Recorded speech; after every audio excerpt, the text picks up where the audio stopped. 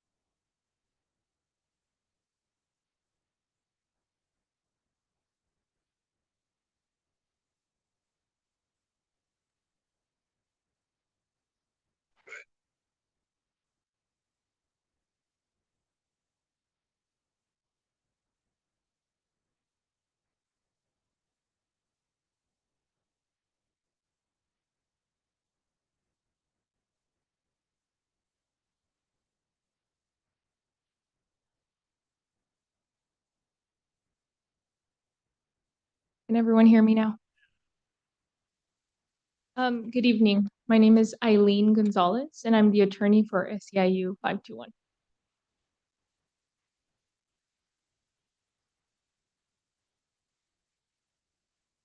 Good evening, James McCann on behalf of County of Madera, and with me as well is party representative for the county, Justin Chief McComb.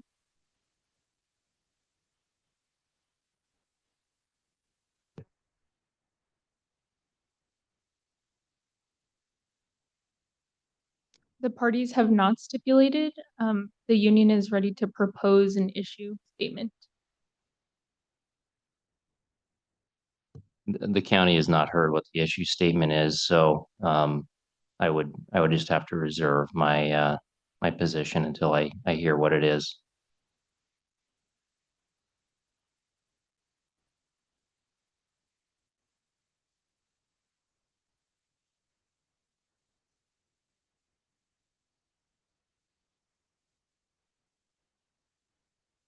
Oh, yes. With me is my party representative. This is Courtney Hawkins.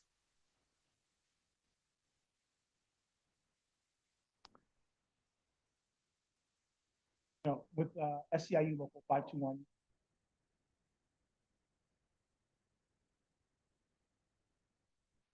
And behind me here is a colleague of mine, Mike Prentice.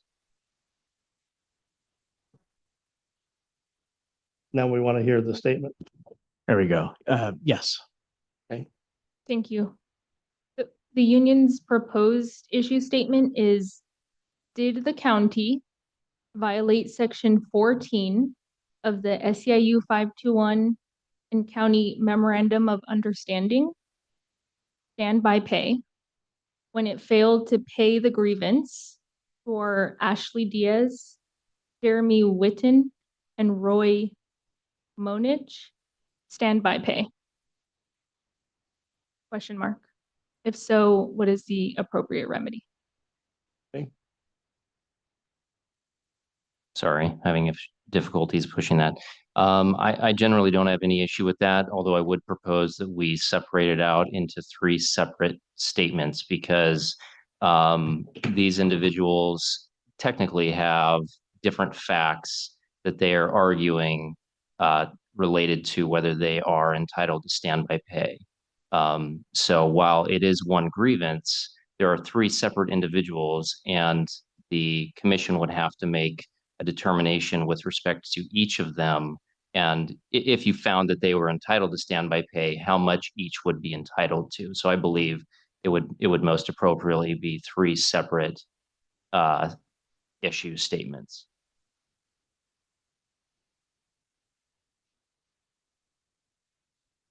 Can we actually do that because they were filed together under the one grievance?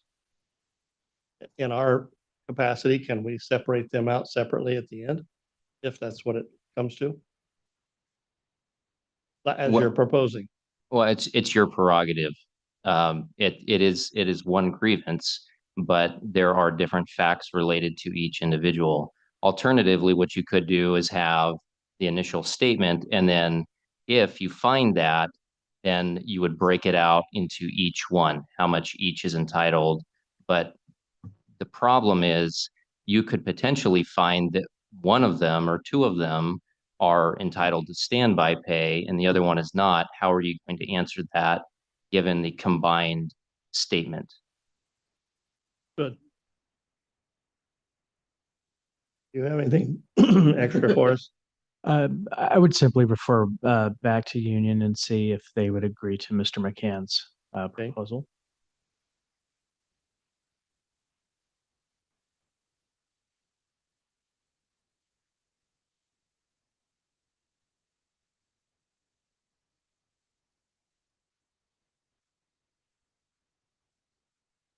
The union is not opposed to separating out the issue statements by grievant. Okay. Just consider that as the process goes along. Okay, so Okay, so is it going to be 3 separate hearings or is it? no, we- it'll be one hearing, but we have the disability separated. Okay, I just want to make sure we all understood. Okay, does either party have any more questions before we begin? None. Well, just as a preliminary matter, the county would move to sequester any non-party witnesses that are present. Even if it is an open hearing, it is still an administrative hearing, and that to have a non-party witness observing what other witnesses are testifying to would create issues of tainting their testimony. May I respond to that? Yes, go I ahead. would just like to say that there are 3 grievants, all of whom are present. One will be present via Zoom. And since they're all named in this grievance, I believe that they should be entitled to remain for the entirety of the hearing and not be subject to the sequestration. Okay. I see we're gonna go back and forth on.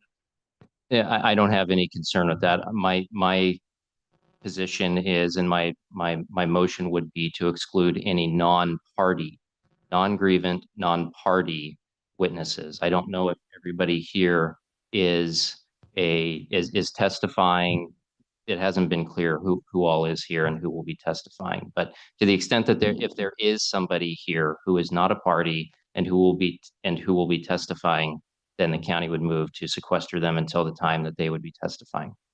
Okay, Commissioner Perez? Yeah, Commissioner Chair, I would just like to confirm hearing is public, correct? And all public has access to it on Zoom? Okay. So in my opinion, what would prevent them from going outside and tuning in on Zoom? Well, I don't know, but I can state that even in a court of law where it's a public hearing, you can have sequestration of non-party witnesses. And so that's the motion that the county is making. I would, of course, leave it up to you to decide. Thank you. Mr. Chair. Yeah. Apparently, we're talking about those 5 people there. So who are people who are testifying? Who's complaining and who's the 4th person? Or are all of you? We have 4 witnesses here. One of our witnesses is appearing via Zoom, Okay. so, but they're a grievant, and so they would But not be every one of subject. the 4, but there's 5. And people there. there's one additional person who's joining one of the grievance, who's not a party representative and who's not a witness. So they're just a member of the public who's observing. Okay, so at least who are the grievance? Me. I only see 2 hands. Our third one is Third one appearing is- via oh, Zoom. Okay. Okay. So the other candidate, the other people sitting here are not witnessing at all. There are 2 additional witnesses who are Right. not the grievance, and they're here now. And is that the 2 that you're referring to that you'd like to have sequestered? Well, Or all yes, of I didn't have anybody in mind specifically. My motion was just to the extent there was somebody, but yes, now seeing that, yes, I would move to sequester them because they are not parties Right. and they will be testifying in this matter. And may I just respond? And we would object to that, given the fact that this is a public hearing. We would like everyone to be able to stay for the entirety of the hearing. And I don't know how we're defining party, because one of our additional witnesses who's not a grievant is also a union representative. And so they're associated with the union, therefore are a party to this matter. So there's only one person who would be subject, I guess, to that request. And so we would object and ask that everyone be able to stay.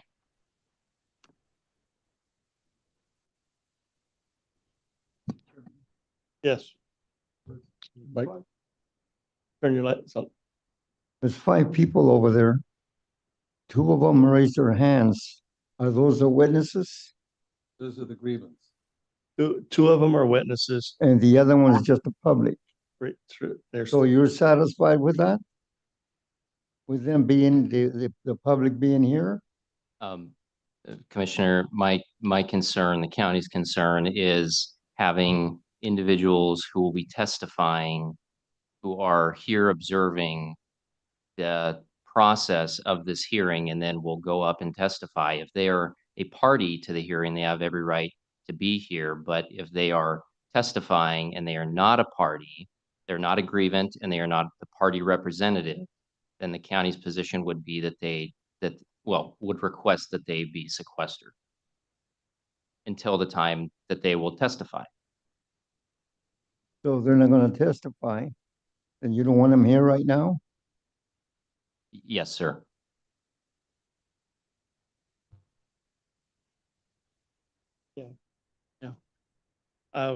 It's kind of my opinion at this point that we've been through this process for over 2 years, getting to this point today. And if they haven't talked amongst themselves already, nothing being sequestered is going to make a whole lot of difference. And I think all of us here are smart enough to tell the difference between something that's real and something that isn't, in my experience being on this commission. So I'm going to allow them to stay here and participate in this, and just ask that everybody please present themselves as honestly as possible, without any deception, and try to stay within that realm. Thank you.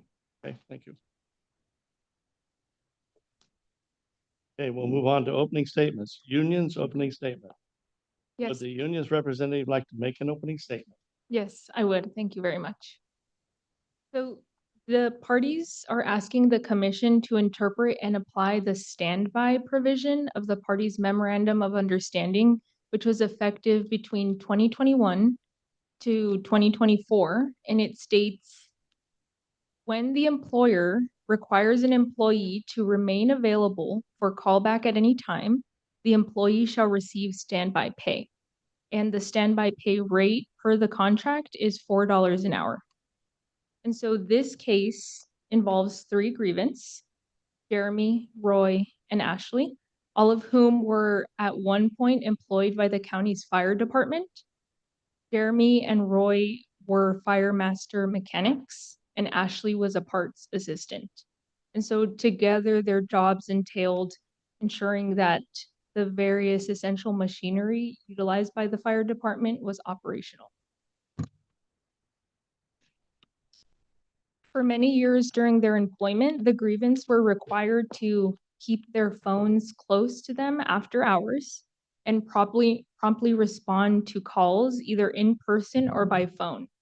So this work that they were doing fits perfectly within that clear contract language under the standby pay provision.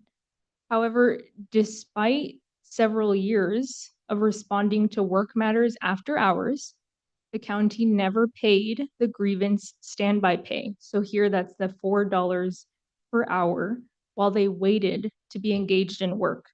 And I just want to clarify that this grievance is not about the county's failure to pay the grievance either straight pay or overtime for the time that they actually worked after hours. Rather, this grievance is about the county's failure to pay standby pay. So it's that period that the grievance were waiting to be engaged, expected to respond after work hours. They should have been paid $4 an hour. So you will hear the county assert various irrational arguments to justify the blatant contract violation. The county's position is rooted in a misreading of the contract, misstatements of fact, and a misinterpretation of other applicable laws. So after listening to the evidence and the arguments, the union is confident that the commission will find that the county's actions are an unjustified abuse of power and a clear violation of the parties' contract. The grievance are entitled to standby pay. And so the commission should order the county to provide back pay to the grievance for all of the hours that they were required to be on standby. And also order the department to comply with the standby contract language going forward. Thank you. Ken? Thank you. Well, good evening, Mr. President and Commissioners. First off, thank you for taking the time to be here. You've already commented and I completely relate to you. This has been years in the making. It's taken a long time. It's been difficult to schedule. So thank you for bearing with us and in coming together to hear this. As an initial matter, this hearing is a little bit different from what you normally hear as commissioners. This is not a disciplinary appeal. This is an appeal of a grievance that was denied. And so the county does not have to prove anything to you in this hearing. Rather, the union, who is appealing the grievance, bears the burden of proof in this matter. And that means they must demonstrate by a preponderance of the evidence that they complied procedurally with the grievance process and that the county violated the policies or regulations alleged in the grievance. If you find that either of these have not been proven by a preponderance of the evidence, you must find in favor of the county and dismiss the grievance. Another important factor of this hearing is that its scope is strictly defined by the grievance. Here, the grievance alleged that the county failed to pay the employees standby pay to which they claim they were entitled under the MOU. As such, the primary question before you is, objectively speaking, did the grievance meet the criteria to receive standby pay? Yes or no? That's it.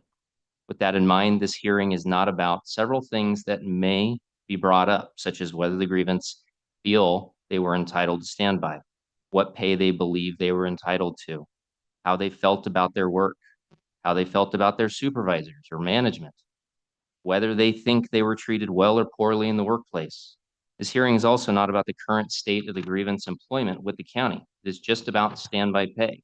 And just like though the issue is not overtime, it is similar to overtime in that if the grievance did not meet the criteria for standby pay or cannot prove that they were assigned standby pay, they're not entitled to that pay, regardless of how they feel about it. You either work overtime or you don't. You either are on standby or you are not. Doesn't matter. The other factors are irrelevant. So then turning to the specific grievance at issue, you will hear and see that the grievance was denied by the county for both procedural defects and lack of merits. Procedurally, the grievance was dead on arrival. It was untimely and non-compliant with the required grievance process. Either of those defects justified denial of the grievance. You will hear from Susan Carter, who was the then chief negotiator for the county related to the applicable MOU. And Ms. Carter will testify that the union submitted the grievance at least one day past the deadline for submission. Party's MOU clearly requires a grievance to be filed within 10 working days from when the grievant knew or should have known the issue being grieved. Both Ms. Carter's testimony and the union's own documentary evidence will show that the grievance was filed 11 working days from when the grievance and union clearly knew or should have known of this issue. Now you might say that's only one day. Timeliness is a black and white issue. It is either timely or it is not. And here it was not. And on that basis, the grievance was properly denied. Ms. Carter will also testify as to how the grievance was not submitted in compliance with the mandatory grievance steps, under which a grievance must be submitted first to the supervisor and then to the department head. Now, while there is an exception to that, if the parties mutually waive steps, there was no waiver in this case. So the grievance should have been submitted in accordance with those steps. It was not. The union inexplicably bypassed multiple steps and improperly submitted the grievance to the Human Resources Department. These grievance steps are critical, commissioners, because they help to ensure orderly and timely escalation of concerns to the responsible parties in the county. By deviating from this process, the union created unnecessary confusion and delay in the process. Again, this alone would have justified and did justify denial of the grievance. The merits of the grievance are no better either. Simply put, with this grievance, you have two mechanics and a parts assistant. Now, specific to that parts assistant, it's a position that maintains inventory in the fire shop. And these individuals are claiming 5 years worth of standby pay when they were never assigned standby. During this hearing, you will hear testimony from the grievance former fire chief, Matt Watson, who was in charge of the department for the majority of the time at issue in this appeal, confirming that these individuals were never on standby. Their supervisor, Ryan Knoll, will echo this fact. In reality, Mr. Witten and Mr. Moanich, I apologize if that is not the pronunciation of that name, but were part of a program where they could periodically receive after-hours calls requesting their assistance with the repair of a fire vehicle, but the program was voluntary. And as you will hear, calls were very sparse, maybe 6 per year. These individuals had complete control over whether they picked up the phone, and if they did, whether they would respond to the field. You will hear consistent testimony from county witnesses that there was no requirement to accept these calls or to perform work in response to them. There was no discipline for not responding to these calls. Simply put, these calls were not mandatory in any sense of the word. Regarding Ms. Diaz, you will hear testimony that as a parts assistant, nothing in her job required her to be available to take after-hours calls. Finally, I want you to keep in mind as this hearing progresses, that this dispute and the merits of the union's claims are governed by the terms of the MOU.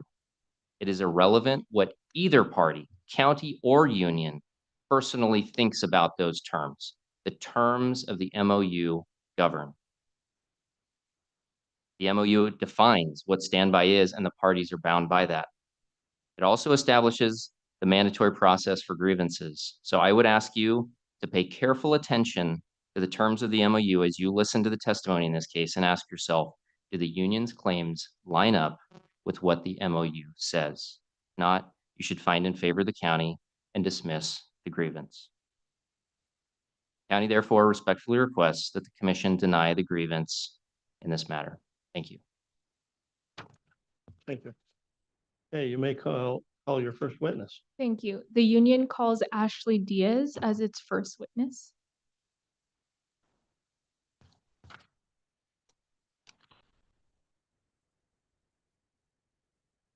Just make sure the little green light's on. Thank you. Okay, before you start, do you solemnly swear to affirm under penalty of perjury that the testimony you're about to give shall be the truth, the whole truth, and nothing but the truth? I do. And then please state your name and position you held. My name is Ashley Diaz and I held the parts assistant position. Continue. Thank you. Ashley, were you ever employed by the County of Madera? Yes, I was employed for 8 years. Okay, approximately what time period was that?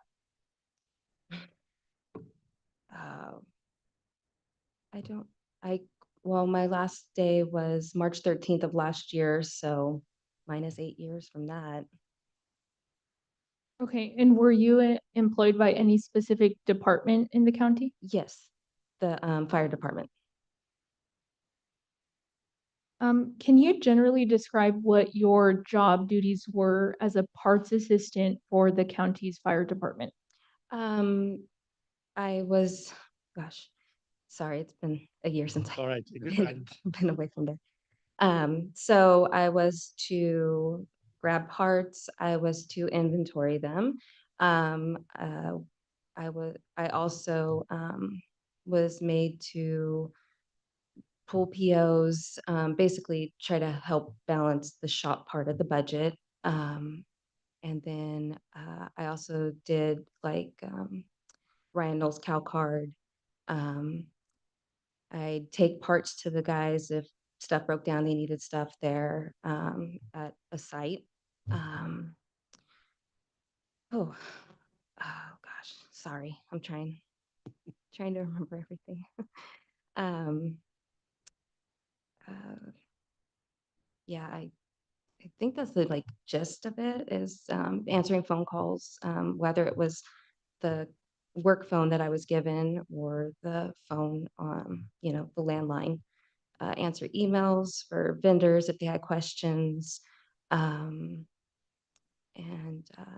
help if the guys took an engine to to Fresno because it had warranty to be worked on, I follow them, bring them back, so I think that's pretty much the gist of it. So you mentioned POs. Can you elaborate Purchase- on what those are? Yeah, sorry, they're purchase orders that the county uses. It's kind of, I guess the best way to describe it is like a blank check. So you can get a certain amount, and then when you get the invoice, you put that purchase order number on there, and then they pull off of that to pay them, the vendors. Okay, and did anyone else in the fire department handle those POs in Not in addition the to shop. yourself? Not in the shop. I was the only one who did it in the shop part of the fire department. Okay, and can you explain what the shop is in relation to the rest of the fire department? So the shop, we were always connected to Station 1, but weren't part of Station 1. The shop was just where, when stuff broke down, they brought it to, and we would fix it, or if new stuff would come in, new engines or stuff like that, then it'd be outfitted in the shop. Okay, and at the time that you were at the fire department, who else worked with you at the shop? Ryan Knoll, he was, I guess, manager, supervisor, however you want to put that. And then Roy Minnick and Jeremy Witten.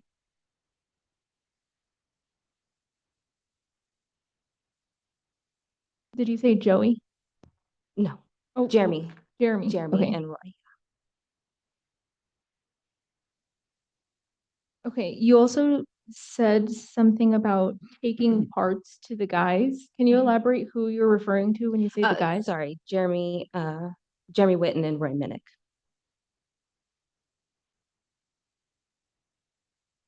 Okay, so in what classification or job title did Jeremy and Roy have? Fire master mechanic. Okay. And how did your job as parts assistant overlap with the mechanics?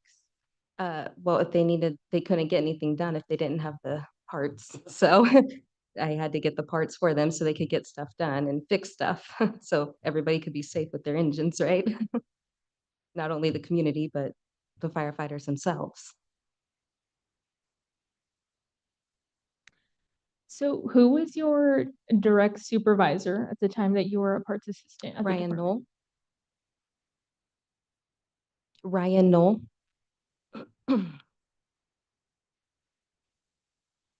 And who was above Ryan in the chain of command? So I guess you could say for until Justin McComb took over, it was Matt Watson. And what was Matt Watson's title? I believe they're division chiefs. Don't quote me on that one, though. Okay. And for what period of your employment was Matt Watson the division chief? 7 years of it, because I believe, yeah, because Justin McComb was only the last year. Or last year and a half.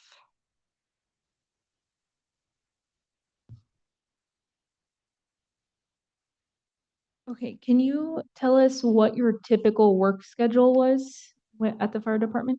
What do you mean? I'm sorry. What days and hours did you work? per Monday week? through Friday, 8 to 5.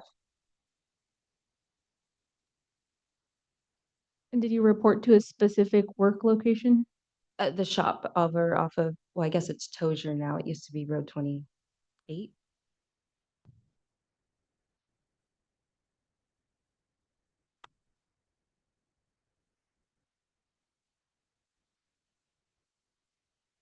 Were you provided a county vehicle that you were able to operate while at work? While at work, yes.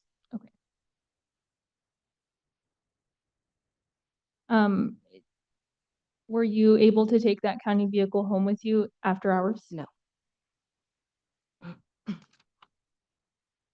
Did you have a county issued phone or phone number? Yes, I did.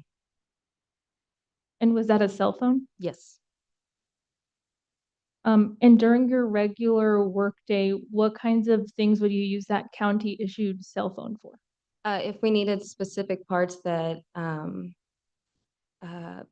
like, trying to think of one specific part, like you'd have to get a serial number for it and it'd be on there. So I'd take a picture of it and then I'd text it to the vendor or something so they could match it correctly. So it'd be the right, correct part that was getting put on instead of let's play the guessing game and go back and forth a million times. Or if I had to order parts, I would call just on the phone because I had I had a very good relationship with all of our vendors. And so I had all of their work cell phone numbers. So I was able to call them directly and be like, hey, well, I'm standing right there and get the part ordered and all that. Did any of your colleagues from the fire department also contact you on that work phone? Yes, Who exactly? Jeremy or Roy would contact me, even Ryan. Actually, I would say everybody because Justin McComb had called me a few times on it too.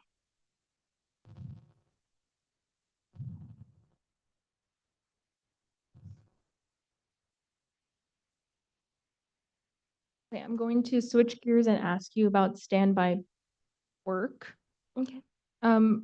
During the time that you were a parts assistant for the department, were you ever required to work outside of your regular scheduled hours that you already testified about?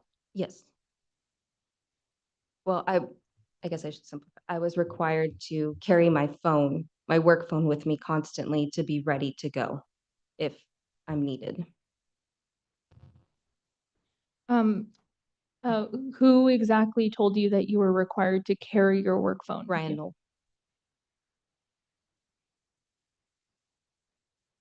Do you recall exactly what Ryan communicated to you about the expectation? That I was to carry it. That way, if they needed parts after hours or on the weekends, they could get a hold of me and I can get them. and parts is a wide range.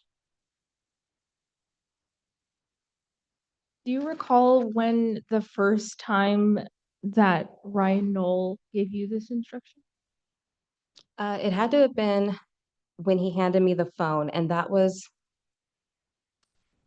right after the former manager of the shop had left. So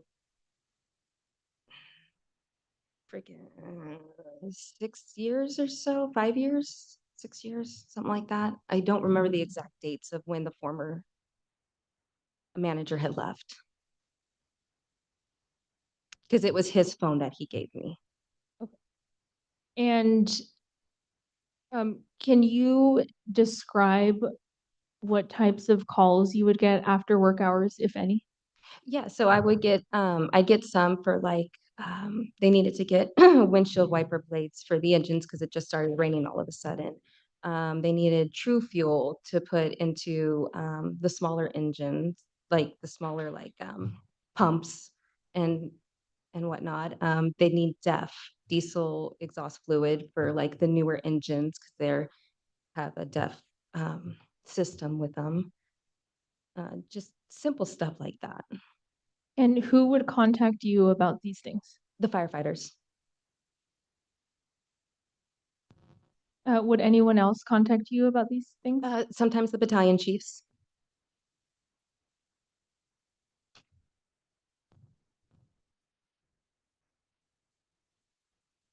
Um, um, were you the only person who's capable of ordering parts that were needed after hours? Yes, yes, I was the only one in that position. And why were other people not capable of ordering parts after hours? Ryan had it, when he took over, he did it a specific way so we could keep better track of the budget and what was being spent out of it. So he had it to where it was a single point contact.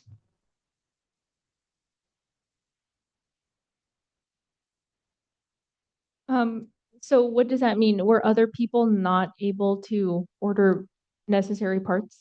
Ryan could, but he never answered his phone, so they always called me.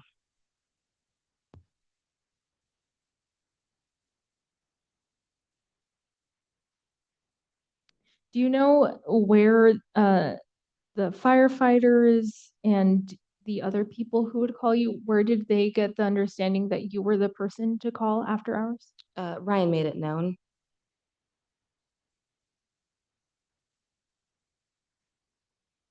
Can you explain the basis for your knowledge that Ryan made it known that you were the person to contact? If me and him happened to go up to, because it was usually the mountain stations that would call. So if we'd go up there, he'd be like, yeah, if you guys need anything, go ahead and call Ashley. And then also there was a schedule that was put out, and under it, in the little memo, I was there, no specific times or anything like that, just my name and for parts and my work number. Does the witness have exhibit binders in front of her? Thanks. Okay. Can you open up the union exhibits if they're marked as union? It's the green tab there. Thank you. And it should be exhibit 7. Does it say exhibit 7?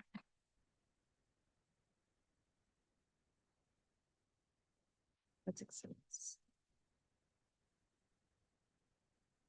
Council, she may need assistance. It Okay. looks like the entire thing is just says exhibits.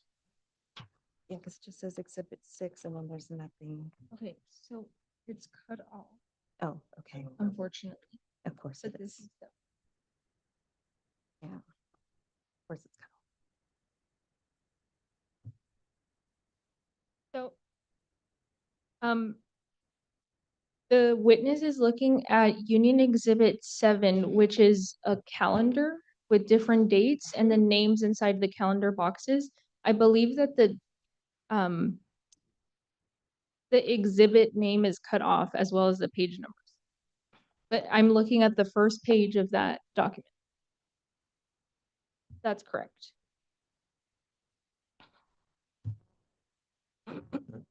So So Ashley, have you seen this document before? Yes, Okay, and what is this? this is the call out schedule for the shop for after hours. Okay, and who was in charge of making this document? Ryan Knoll had me do it, so he was sitting with me while I typed everything in and he told me what to put. Okay, so if you see your name is under the notes box. Cut off. Oh, is that cut off? It's cut off on mine. yeah. Okay, well, your name should be under the notes box Correct. of every calendar page. Can you explain what that means? That I was available at any time for parts. Matter of fact, a BC had asked him at one point if that he asked him specifically that if I was available, does that mean that I was available all the time for parts? And Ryan Knoll said yes. And what is a BC? A battalion chief. Sorry.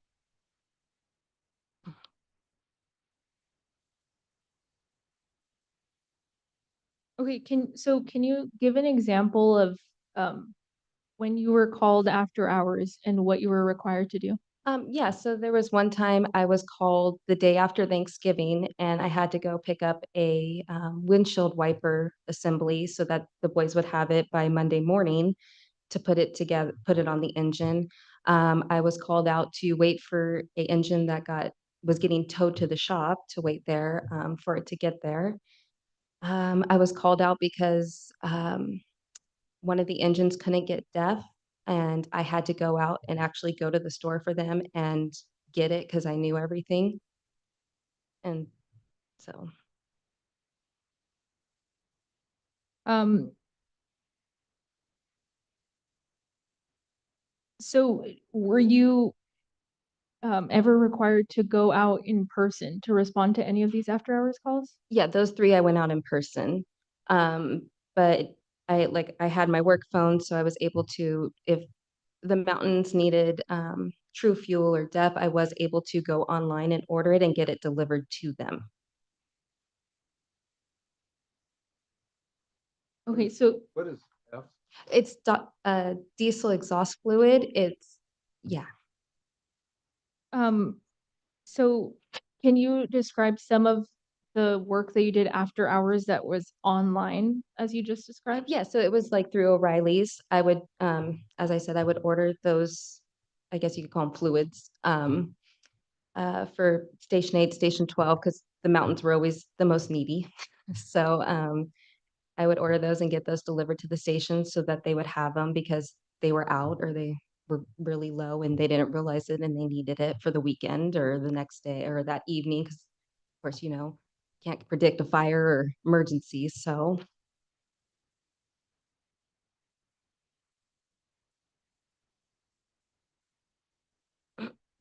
So going back to Union Exhibit 7, this calendar, do you know when was this first created? do you 20, I believe it was either 21 or 22. And can you explain what brought about the creation of this document? Yes, so the boys were, sorry, Jeremy and Roy were constantly on call after hours. They had no time with their family, so after several, Objection, argumentative response, and non-responsive. Can you ask a question differently? I don't know how else to ask a question about how this document was created.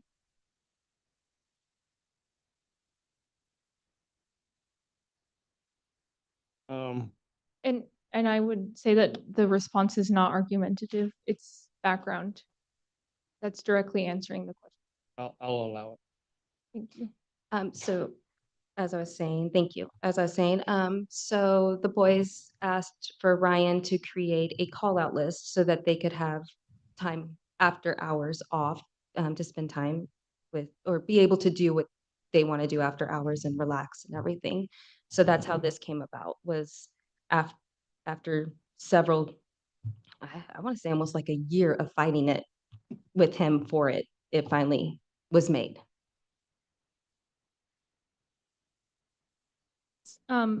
So what system was in place before this document was created to designate who was working after hours? Nothing. Everybody had their phone.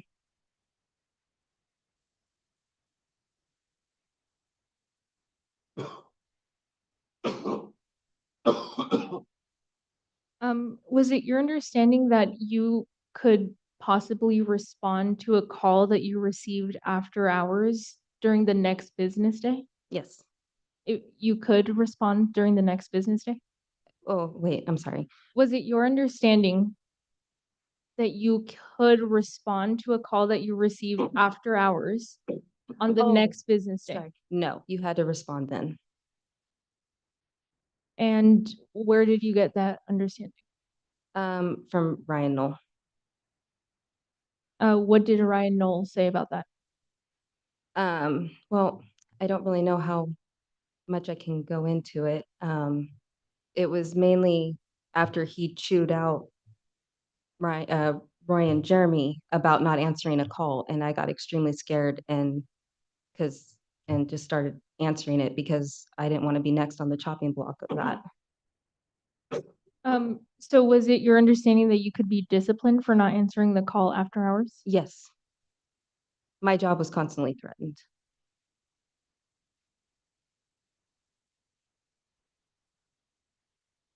What was communicated to you that made you believe that you could be disciplined? I was always told by Ryan Knoll that my job was basically hanging on by a thread, and then the former chief, Matt Watson, he didn't like me very much and made it very well known.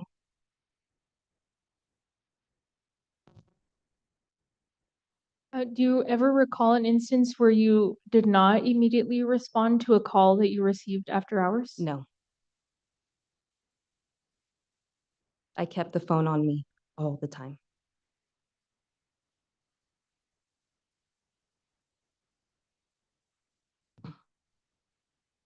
So when you received a call, what was your understanding about how quickly you were required to respond? Right away.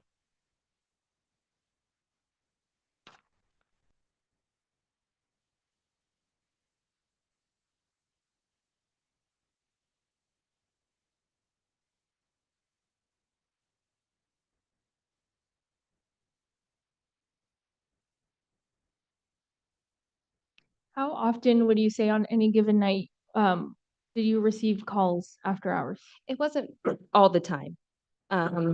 Maybe once a week, maybe twice a week, but probably I had to say at least once a week.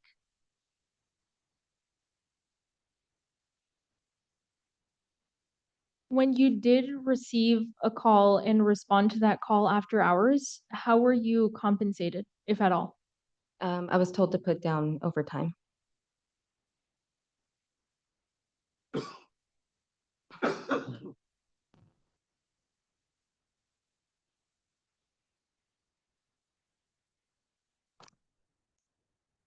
Are you familiar with what standby pay is under the SEIU 521 contract? Yes. Okay. And what is your understanding of what standby pay is? Being ready to go do your job when you're off work.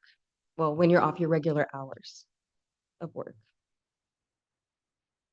And do you know at the time that you were employed by the county and the fire department, what the pay was for standby? I believe at that time it was $3 an hour.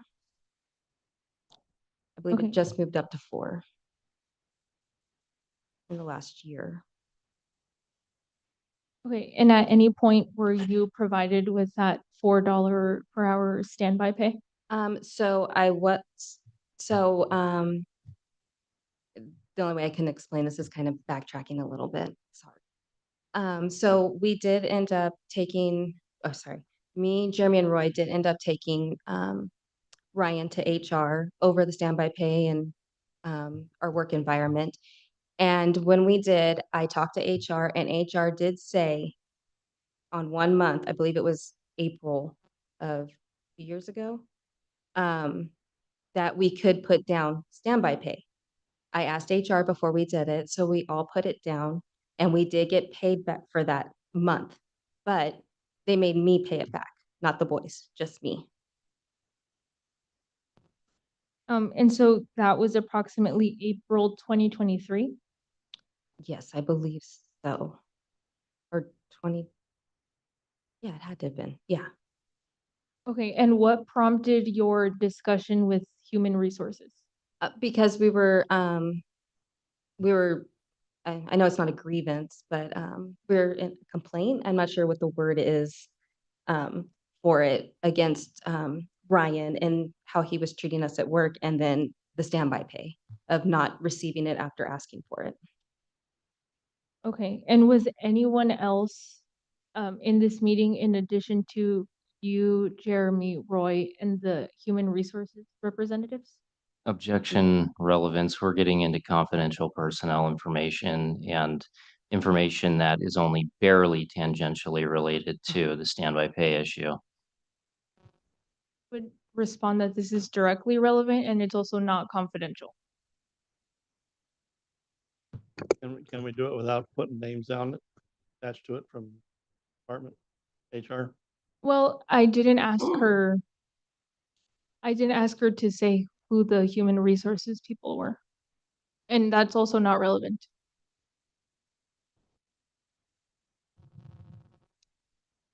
Sure. Mr. President, if I might just Yes, go ahead. explain my position. Again, the purpose of this hearing is to determine whether these individuals are entitled to standby. It is not a determination of their working conditions or any personal grievance or grudge that they may have had against their supervisor. That would be irrelevant because the determination of standby is based on the MOU. It's not based on how they felt about their supervisor. And the witness testified that the meeting with HR was related to their complaints about that supervisor and working conditions. That's the county's position would be that that would be beyond the scope, proper scope of this hearing and would be irrelevant. May I respond? Yes, go ahead. So the witness did not say that. She said it was about complaints and the standby pay. So what she's testifying about that meeting was directly about the standby pay not being given to them. And so I think what my interpretation of the objection is that a lot of the standby pay issue is very closely intertwined with complaints about harassment, retaliation at work, which is not a subject of this grievance. We're not asking the commission to make any determination about that. But to the extent that they're directly intertwined, they might come up in witness testimony. From the union's perspective, the county's trying to deter that type of testimony because it sheds them in a bad light. That's, from my perspective, not my intention, but it is the reality of the working conditions there. But again, what we're trying to do is elicit testimony regarding the standby pay and how that was addressed internally. Yeah, I think we need to stay within the realms of what the complaint is and try not to have testimony that relates to other issues that are not part of the complaint. So for that reason, I'll uphold the objection. Okay. So please don't answer with other things that are not part of the complaint.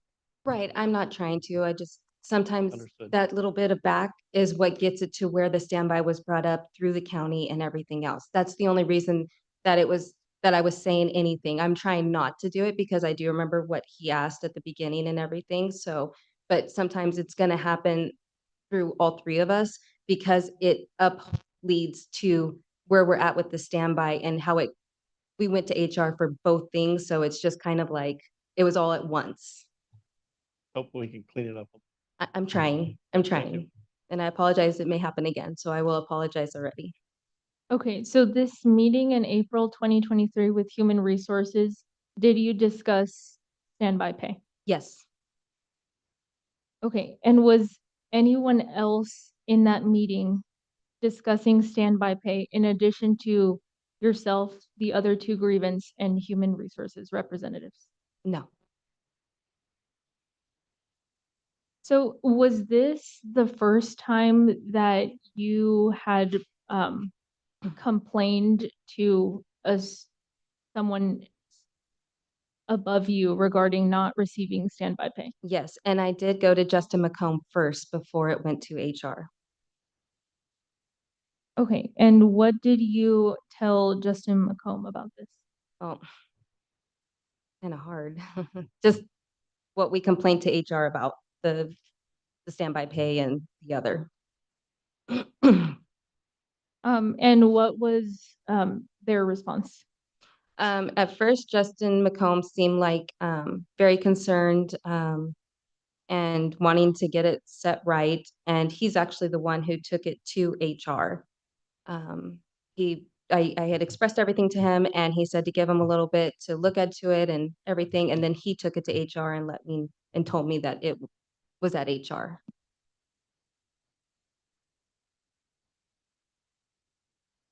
Okay, and so you said after this April 2023 meeting, you were paid 1 month of standby pay, is that correct? That is correct. Okay, and can you explain why it was that you were required to pay it back as you previously testified? I'm honestly not sure why they made me and only me pay it back. And who instructed you that you had to pay it back? Justin McComb. And how long after this April 2023 meeting did that happen?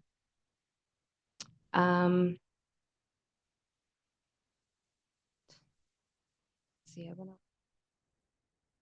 I believe it happened when I came back from surgery in October of that year.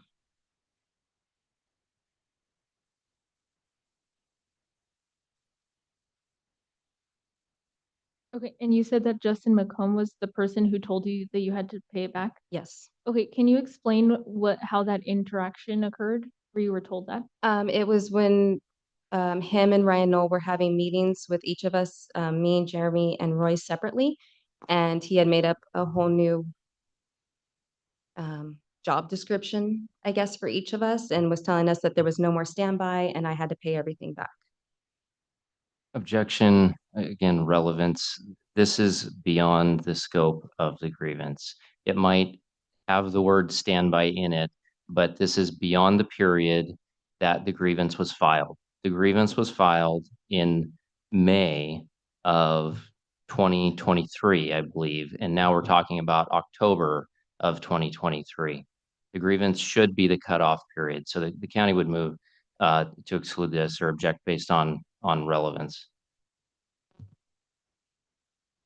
Once, I, Counsel? I don't believe that the grievance filing is a cutoff period because we're requesting both a back pay remedy and a prospective remedy. So going forward, after the grievance is filed, the county and the fire department should comply with the standby pay provision. So what happened after and before the grievance was filed is both relevant to establishing that the contract was violated and the remedy that we're requesting.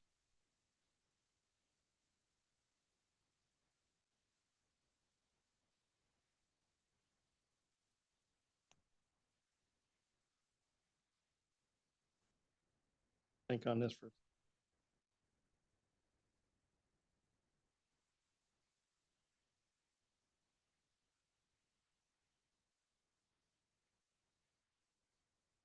I'm just talking to my fellow commissioners here. You know, the decision we're hearing a story about the decision being made by the county to issue the standby pay. And I think at this point, October is just relevant for the date that it was expected to be paid back. I think as long as we stay there with that fact and kind of move forward, I think that is relevant information.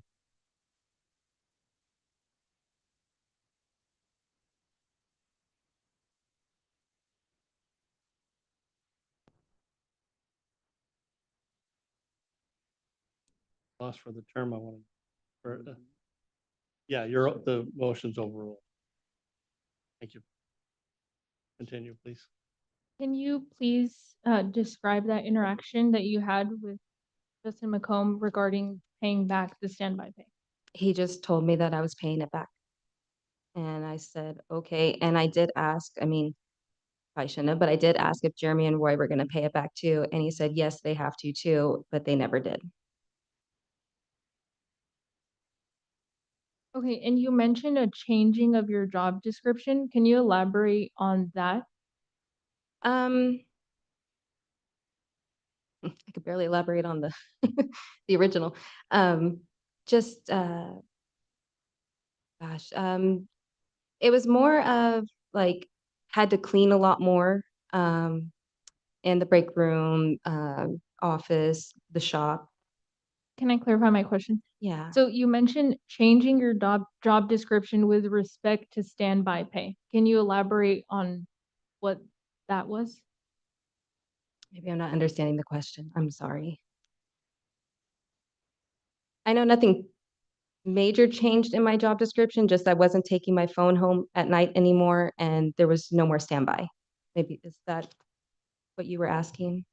Okay, so after this meeting, you are no longer required to take your phone home? Correct. And who instructed you that you're not required to take your phone home? Justin McComb and Ryan Knoll. Any way I could get a water by chance?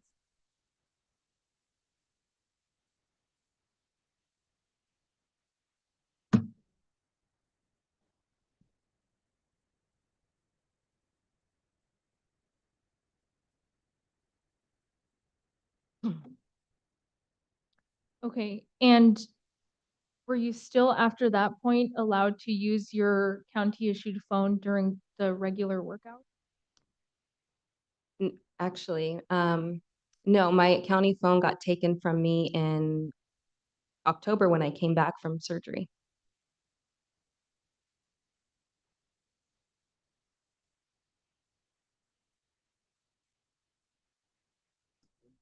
Yes, 23.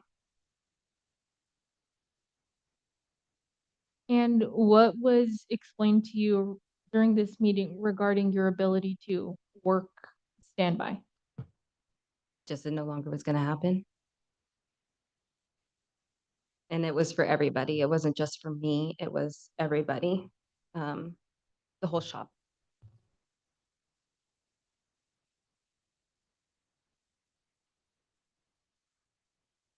And from that point forward, what your understanding changed about how parts were ordered after hours? They weren't.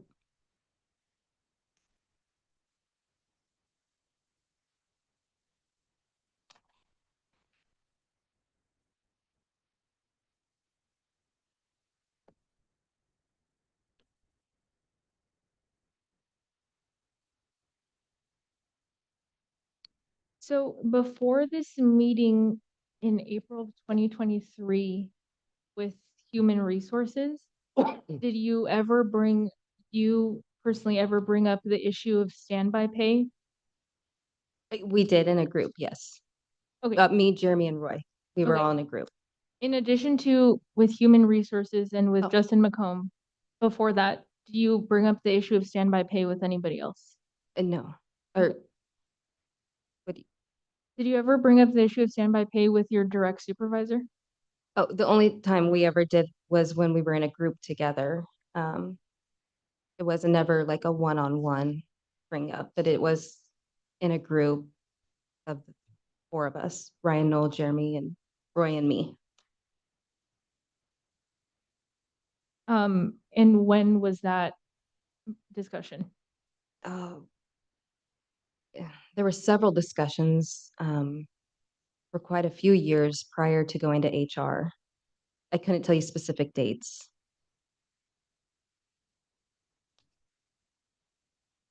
Okay, and do you recall during those various discussion what Ryan's response was to the request for standby? That's a good question. He said once Matt was gone, that we would start getting our standby pay. And can you just clarify who Matt is Oh, again? sorry, Matt Watson.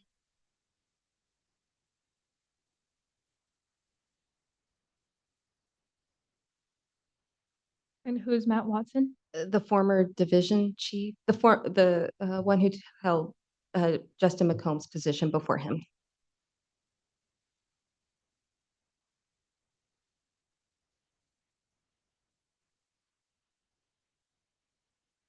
And what was your understanding of why Ryan explained it that way? Objection, calls for speculation.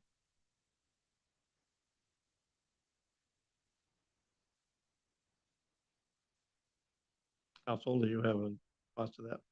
No. Okay, I'm going to sustain it.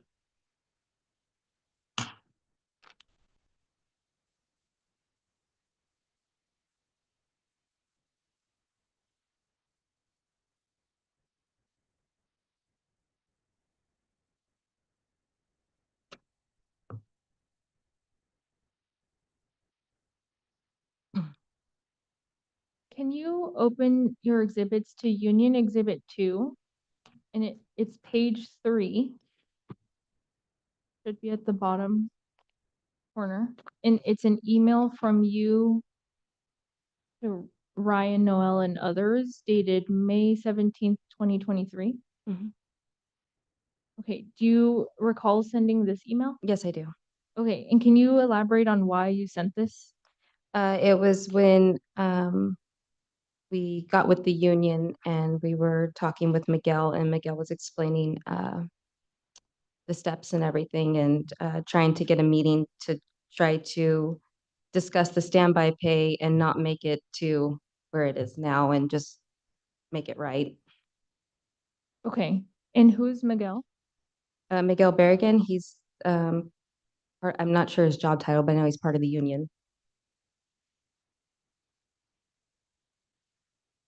Representative, Do you know, does Miguel work for the union or for the county? the union.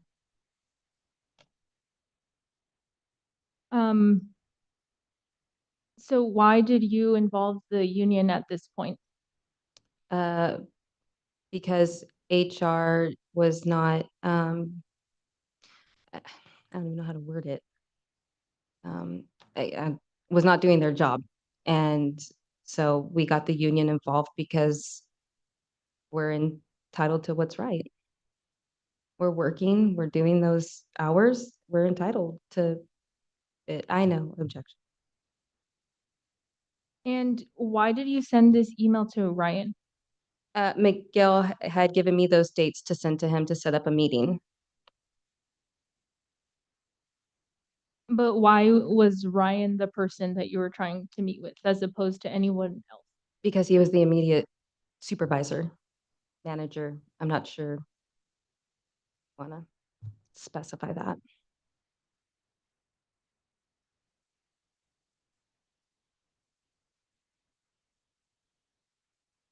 Okay, and can you see it, if you look at the bottom of page 2, the response email, and then it goes to the top of page 3, do you see that email from Ryan to you and others?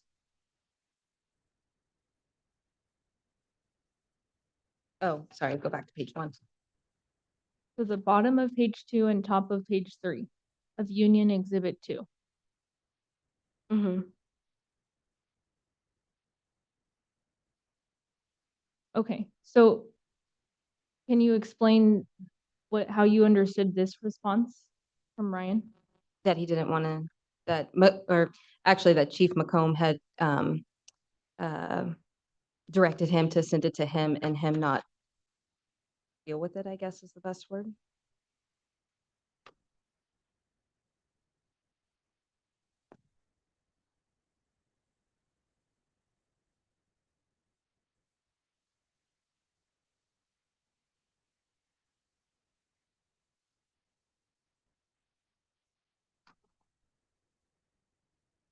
Okay, and do you know, or did you ever meet with Chief McComb after Ryan sent this email on May 17th, 2023? Not with just Chief McComb and the representative and us. No, it was when we did finally all meet, it was with HR as well.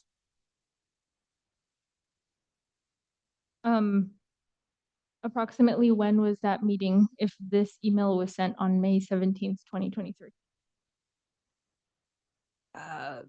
Hmm, I'd say a month or two, month and a half after the email was sent. I believe it was not right away.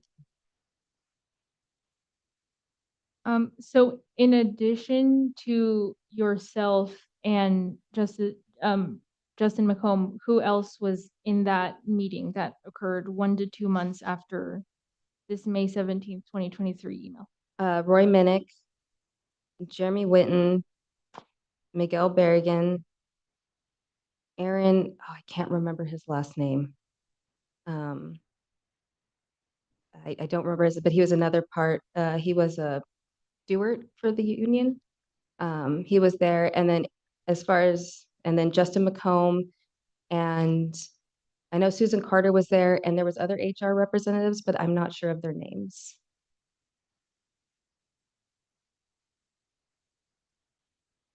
Okay, at this point, I would like to move Union Exhibit 2 into evidence.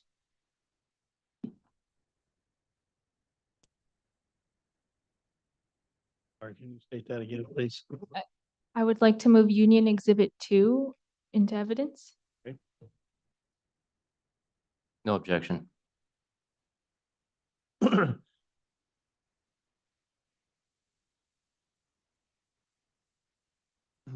Commissioner. I just have a question, just so we're up to speed on the timeline here. So April 2023 is the first meeting with HR. And then we have May where we're requesting Ryan to meet with a union representative. And then now in a couple months later, we're meeting with HR again for the second time? I want to say and I apologize for not having the date specific, but I want to say HR actually started in March of 2023. We went back and forth quite a bit with HR alone. And then April is when we got the union involved. Because we said in April was the first time we engaged HR. And they, at that time, approved standby pay. That's when they approved for me to put down the standby pay. Okay. I'm just trying to get a timeline for all of our commissioners here, just so we're clear, because we're throwing very loose dates out there right now at this point, right? Yeah, and I So- apologize. Like I said, it's hard for me to remember the specific dates. Okay, did you just clarify that the first meeting with Human Resources was actually in March of 2023? I believe it was in March of 2023. Yes, Okay. because I know we had already been back and forth a couple times prior to me double checking to put down the standby pay for April.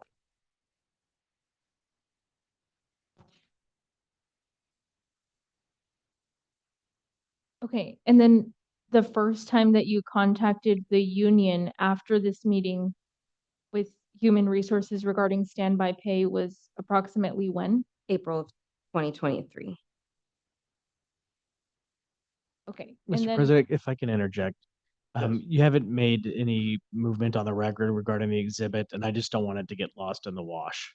Okay, good point. So we will move Union Exhibit 2 into it. We're gonna take a break. How much longer with this witness I'm almost done. I would Okay. say less than 10 minutes before we left. cross-examine? Short break. Sounds great, thank you.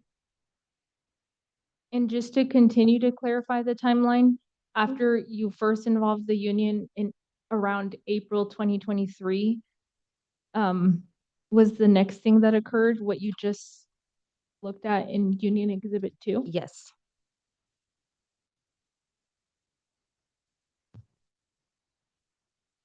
And just to further clarify the timeline, before you first spoke with Human Resources regarding standby pay in April of 2023, you previously spoke to other people regarding your standby pay concern, right? Yes. Okay, and can you just recap who those other people were? Well, I tried to do chain of command, so I went to Justin McComb about it first, and then he took it to HR.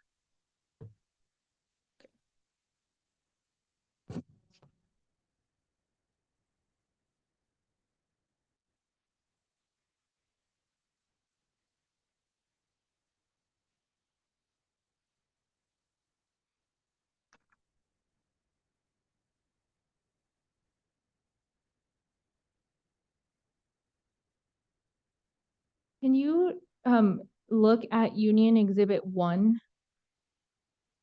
Page 1. Have you seen this document before? Mhm. And what is this? Uh, uh, our grievance form? And do you see the name at the bottom, Aaron Herring? Oh, yeah. Who is that person? That's the steward that was in the meeting with HR and the first initial meeting with the union and HR. Okay. And um, did Aaron file this grievance? Yes, I believe so.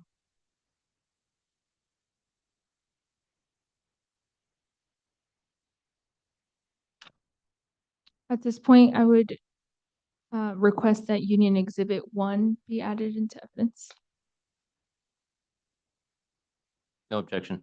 Okay, we'll enter Union Exhibit 1 as evidence. And before this witness is done testifying, I would like to move Union Exhibit 7 as well, which is the calendar. Before we do that, can we get the corrected copies of at least some of the pages of the calendar that show all the information that's been cut off for all the commissioners, please?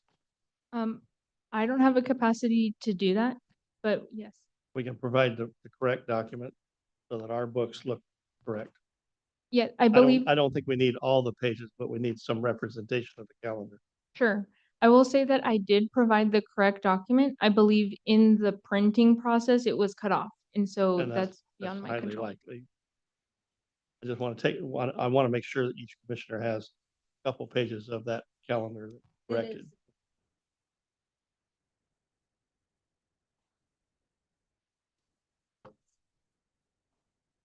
Okay, but when we're referring back and forth between exhibits, it's a lot better. At least we have one page there that looks correct. So we're not missing something somewhere along. Okay, so I will then wait to move Union Exhibit 7 into evidence. Is that correct? I think we're okay with that. I just do want to have a copy. So yeah, we'll move exhibit. Commissioner, my book is current, was made today, and in the copy is full. Okay. But the rest of us don't. So, okay. Council, you had a comment coming? I was just going to state that if the county's exhibit is more complete in terms of how it was copied in your version, it could also just be a joint exhibit because it's the same information. Okay, well, I'll just deal with this one right now and get to yours at the same time. Okay, At a later thank time. you. So Union Exhibit 7 will be entered into sun's in my eyes and entered into evidence. Thank you. There it is. We have it. Okay, we're good. Are you done with this witness at this time? I believe that I have no further questions on direct exam for this. Okay, our council has a couple questions, so we're going to take a short intermission so we can clean up a few little details. And I also would like to cross-examine the Yeah, witness. Thank you. If that's okay with you, we'll take our short break right at the moment. Yeah, absolutely. Okay, Thank you. take a break.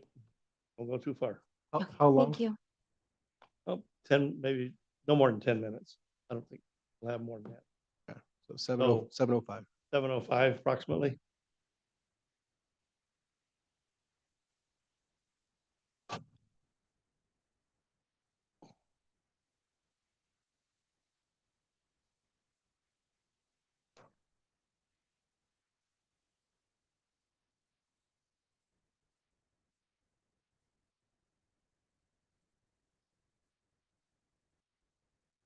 Yeah.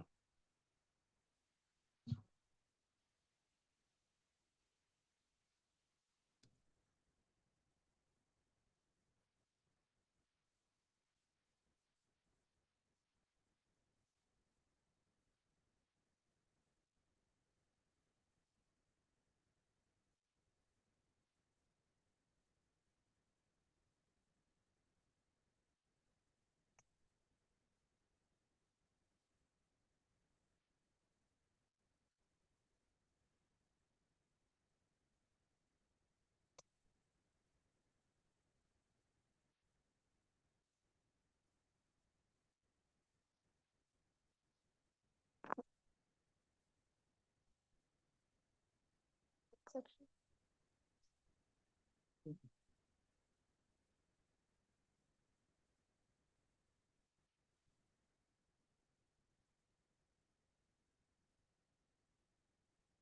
Okay, oh, here. Yeah, it's like And that. date.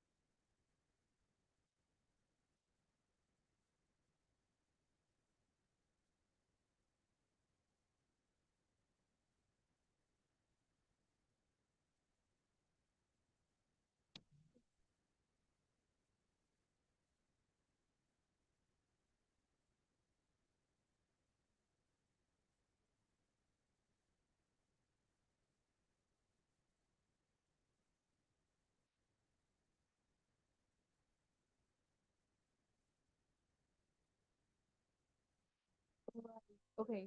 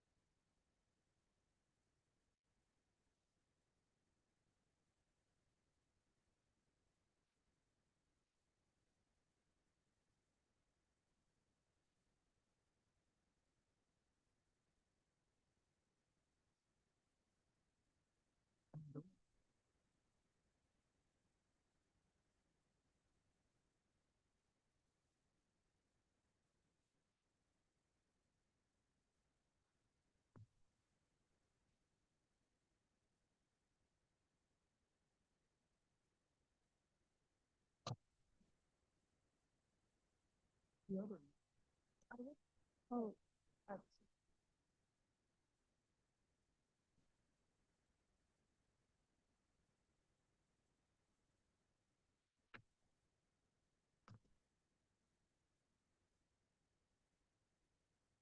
Andrew, the calendar. Everything else looks like, everything else looks, But not early, so like but not on.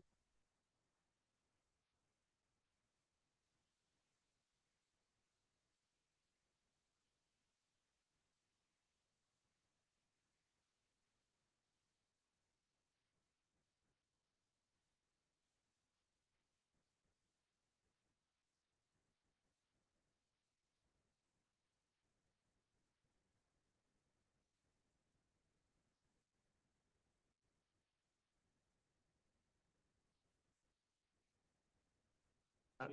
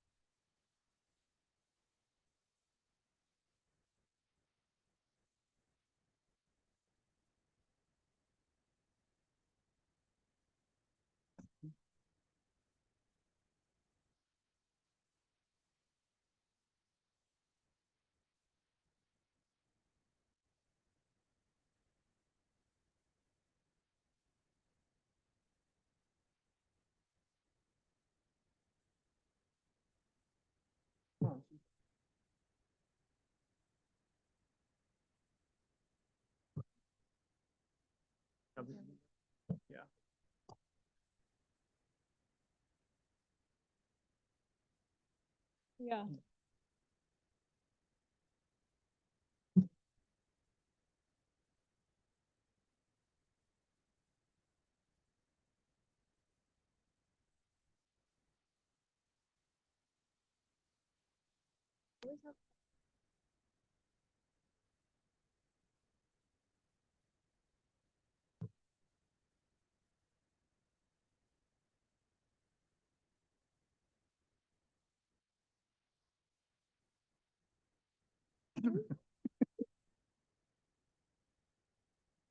Yeah.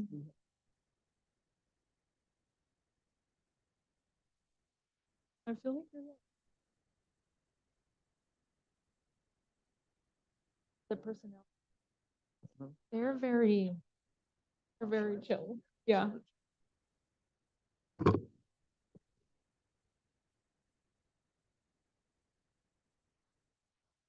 Bakersfield with the personnel.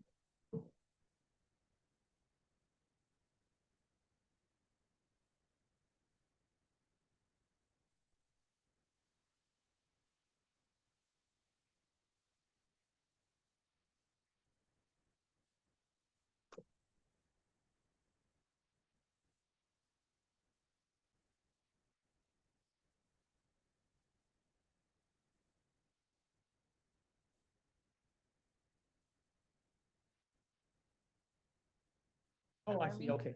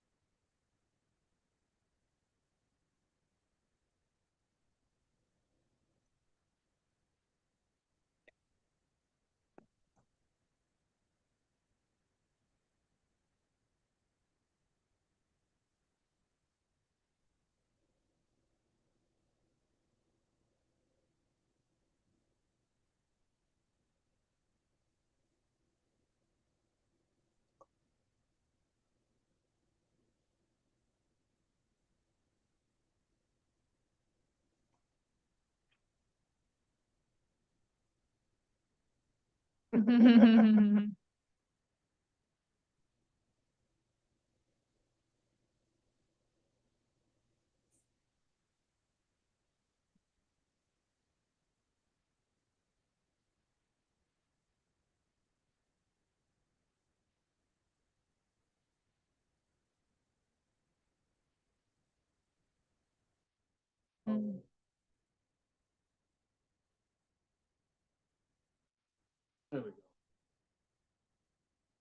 There, perfect. Okay, we'll go back into session here. Mr. Cam, you have some questions? Yes, thank you.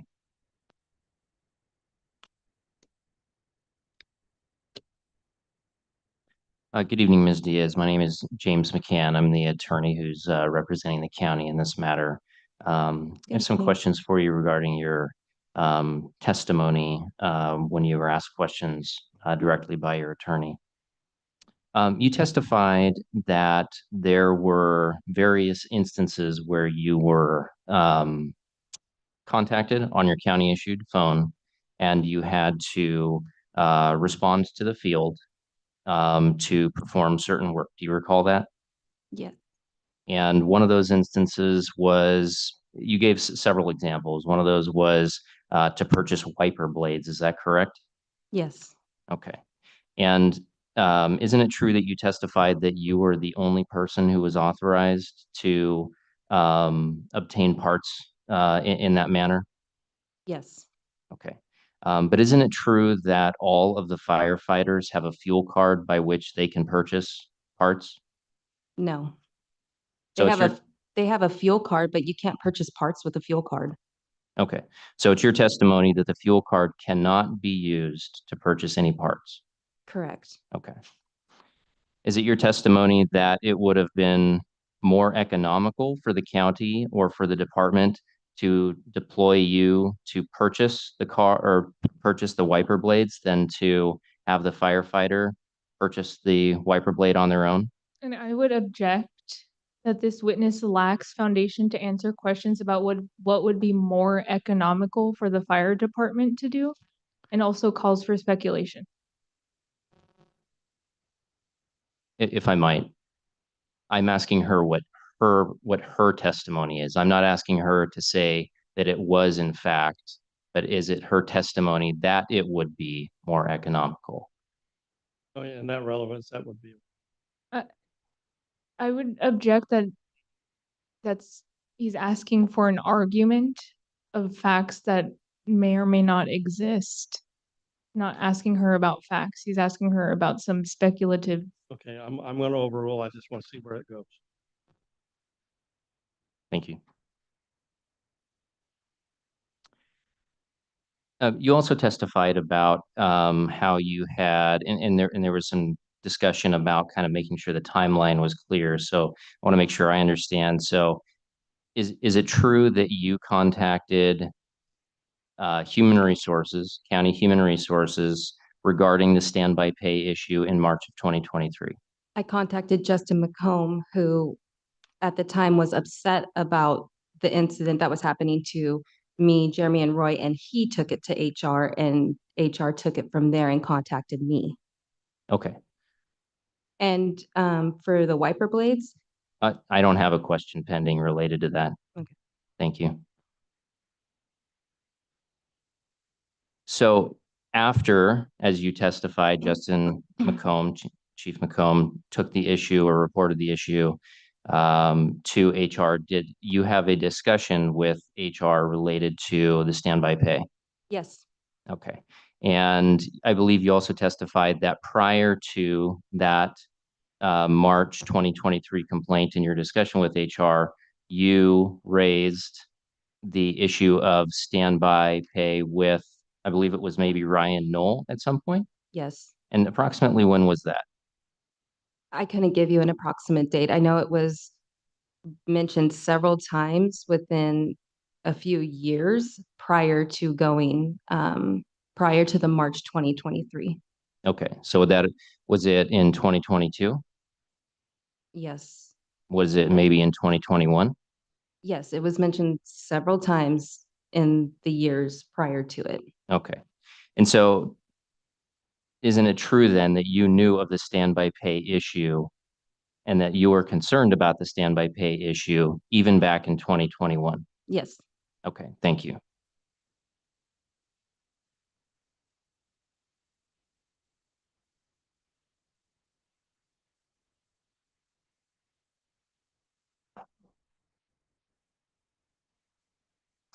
You also testified about, I believe it was in April of 2023, being paid standby pay. yes. Okay. And how did you receive standby pay? Did you submit a request for standby pay? I put it on my time card, and after I talked to HR and they confirmed I could do it, I put it on my time card and it got approved. Okay. And was that approved by the county administrative officer? I don't know who was approving the time cards at the time, to tell you the truth. I know Ryan Knoll had to approve it, and then I'm not sure who approved it from there. Okay, thank you. You also testified regarding your concern that you would be disciplined if you did not pick up your phone, your county-issued phone, if you received an after-hours call. Isn't that correct? Yes, And you also testified that you always picked up your phone. Isn't that true? yes. So then, in fact, you don't know if you would have been disciplined had you not picked up your phone, do you? I wasn't taking that chance. But in fact, you don't know, correct? No, I knew because I saw the boys Jeremy and Roy get disciplined for not picking up theirs. And the fact that my job was constantly threatened by everybody, I knew I would get disciplined because they were looking a way to get rid of me.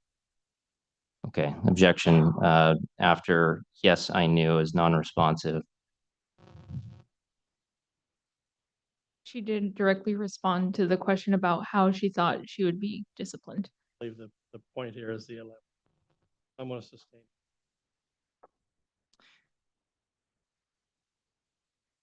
During the period that you testified that you would receive these after-hours calls that you always answered, did you ever take a vacation? Yes, And were you ever able to take any time off? yes, if I needed to. Okay. So in fact, your testimony that you were always required to answer the phone is incorrect, isn't it? No, Well, if you were able to take a vacation, then you were not always required to answer the phone. Isn't that right? Objection, he's misstating the witness's testimony that was regarding always having to answer the phone after hours. And so she testified what her regular schedule was, and her responses about standby pay were about the hours after she got off of work and before she clocked back in the next business day, not about when she was on vacation. I'm going to sustain it. Thank you.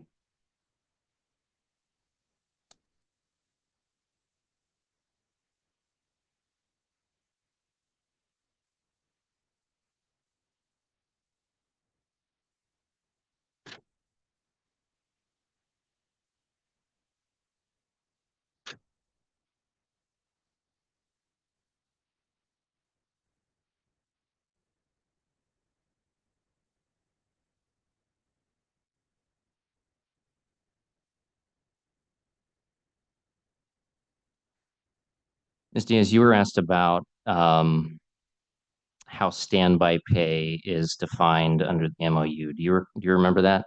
yes, And your response to that was that it was that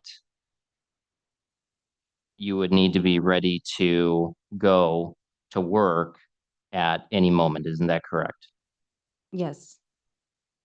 Can you elaborate on that? What do you mean by you would need to be ready to go to work?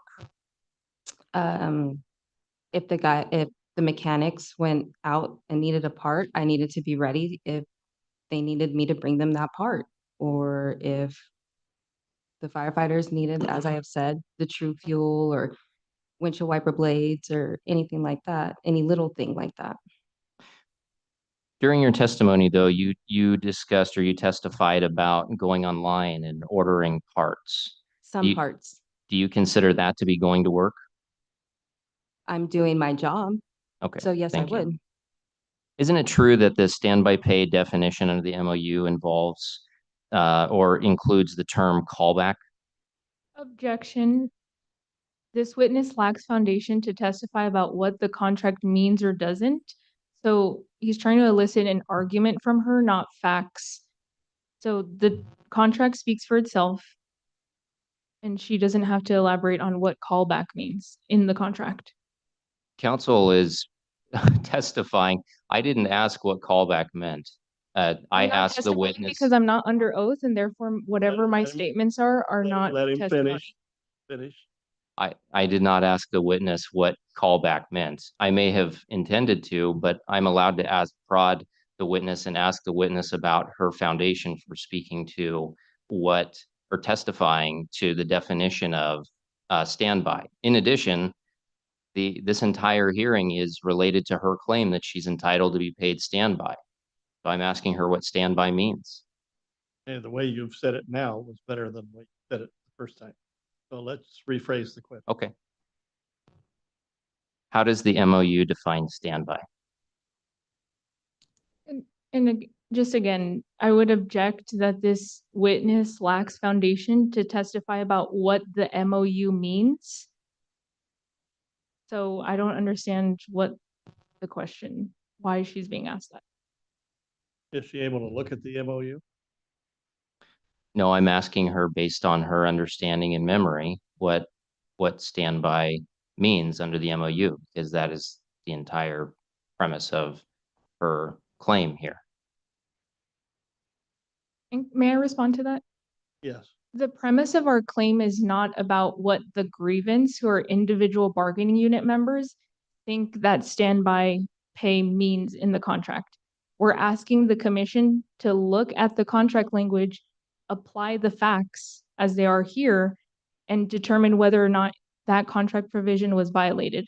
What the grievance individually think that standby means, that callback means, is irrelevant to what the contract says. And so again, this line of questioning, this witness lacks foundation to tell us what the contract means. That's for the commission to decide.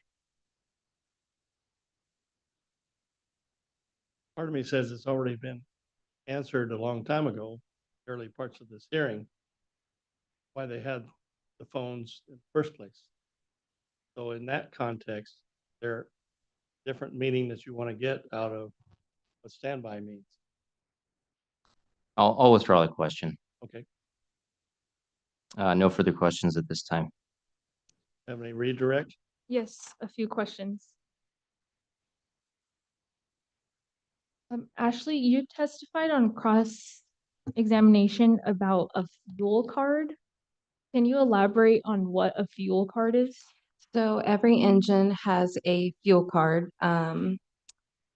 I believe they actually have 2 fuel cards, and it's strictly just to get fuel at gas stations.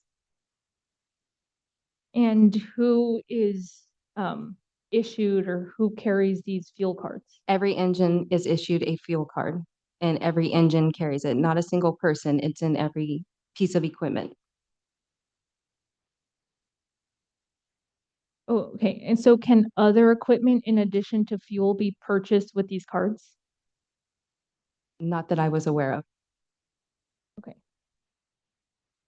You previously testified about purchase orders. Can you elaborate on how purchase orders are different from a fuel card? Yes, purchase orders are where we pay the vendor directly that we are getting parts or anything for, and like even the fuel cards, the bill will be paid through a purchase order. And in addition to yourself, who else in the fire department or in the shop was able to fill out purchase orders? I was the only one who did it. I believe Ryan Knoll could do it too, but he never did. I always did it. Okay, and in addition to the purchase orders, were there other methods for purchasing parts You that were could, not fuel? You could use a Cal card, which Ryan did have.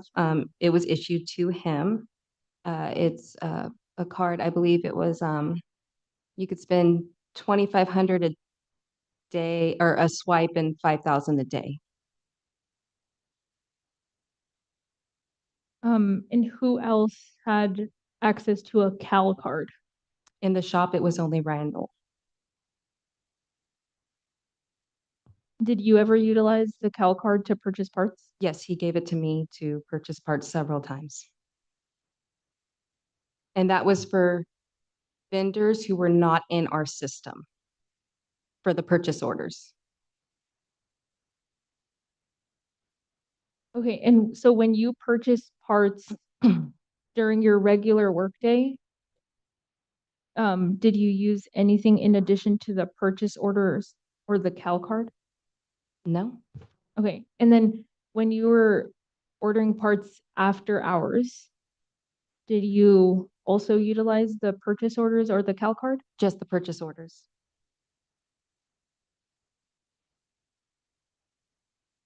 Okay, and just to clarify, the engines that you referred to, they could not purchase parts utilizing the purchase order. Is that correct? Correct.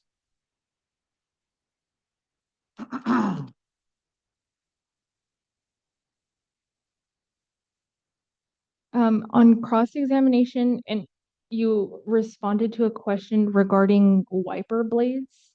Do you recall that testimony? I Uh, think it was wiper blades.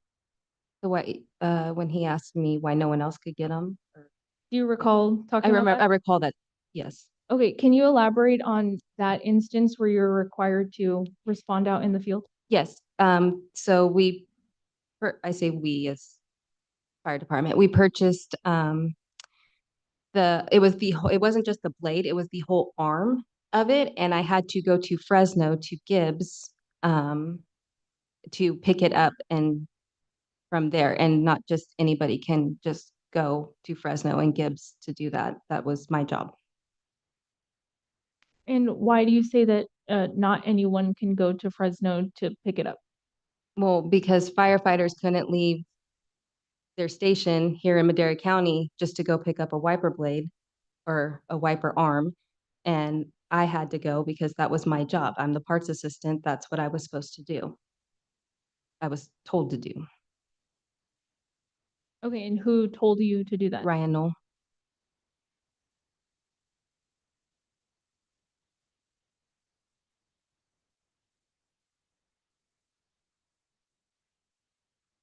Okay, you testified on cross-examination about your knowledge of the standby pay issue as early as 2021. Do you recall that testimony? Yes. Okay, at that point in 2021, did you or any of the other two grievance notify the union about the standby pay issue? No, we did not. So to your knowledge, in 2021, was the union aware about any standby pay concern? No. And then can you clarify when the union was first notified by you or the other grievance regarding the standby pay concern? I want to say late April of 2023.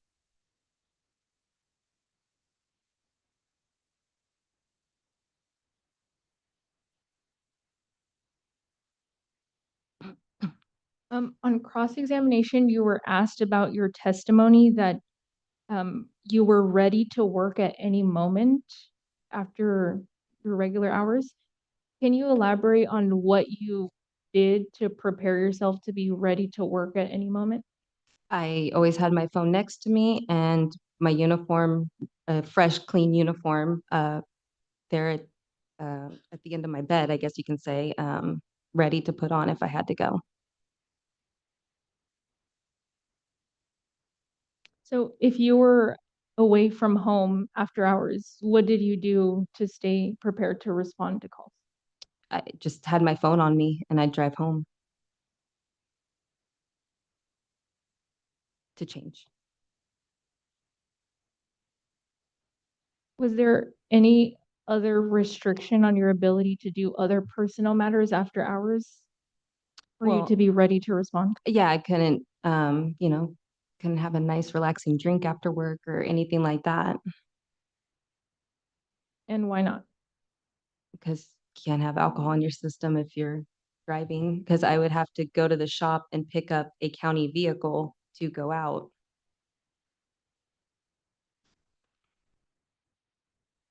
I have no further questions on redirect.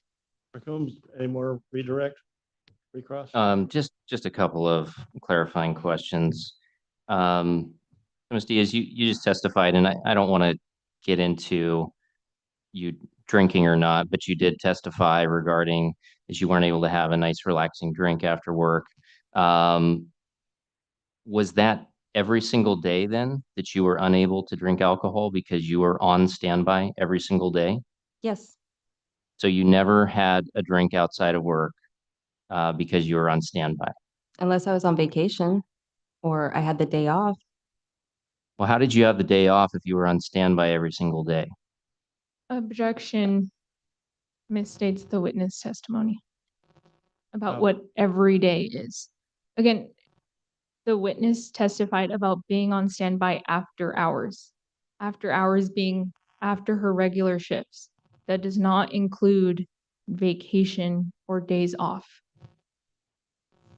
Yeah, I'm gonna, go ahead. Well, if I might, I mean, here we're talking about a claim for back pay related to standby time. The witness has testified that she was always on standby.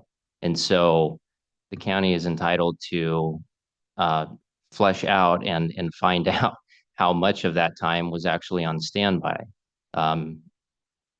That the witness has claimed or testified that she was always on standby. There was no, as opposing counsel has attempted to assert into the testimony, there was no condition that I wasn't on standby when I was on vacation or anything like that. She testified multiple times now that she was constantly on standby. And at this point, from what you just said, you want to flush this out, and you haven't done this already in the last 2 years? There's no, I don't see anything about time cards or anything else that prove or disprove. Well, Mr. President, the purpose of this hearing is to flesh things out. This is an evidentiary hearing for purposes of the the grievance.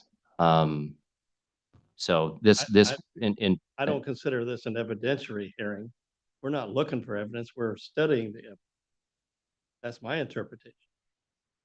And my Okay. question to you is, you're having this question, we have nothing to support the time cards or otherwise.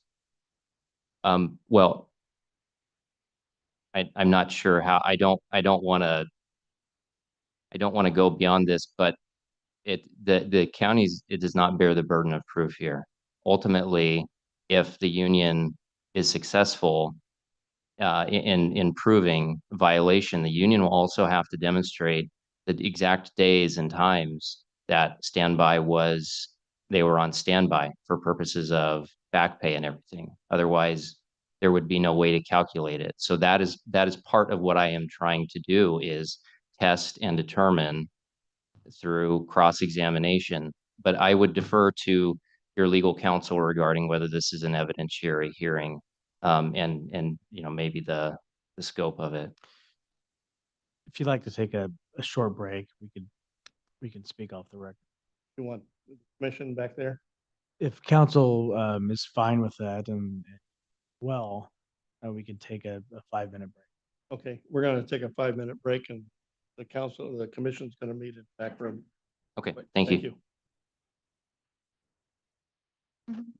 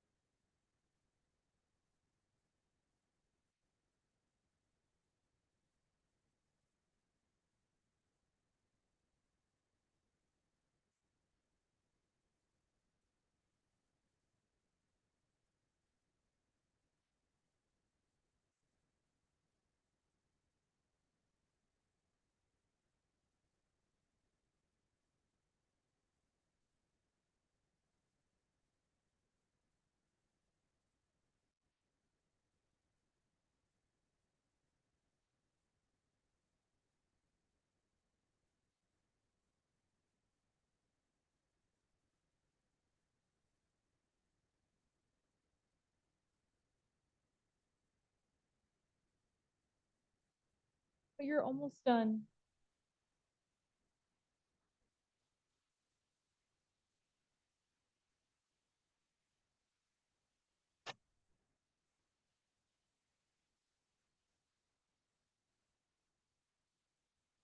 Not my money.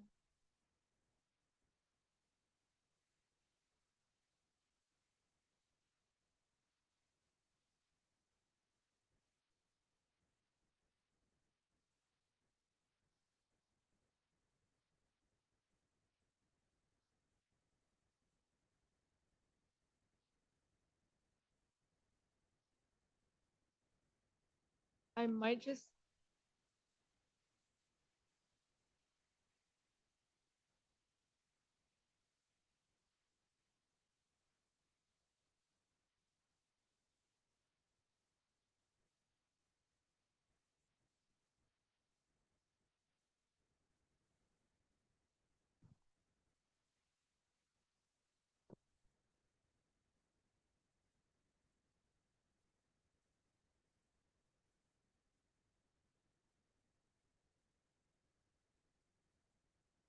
Thought it was one.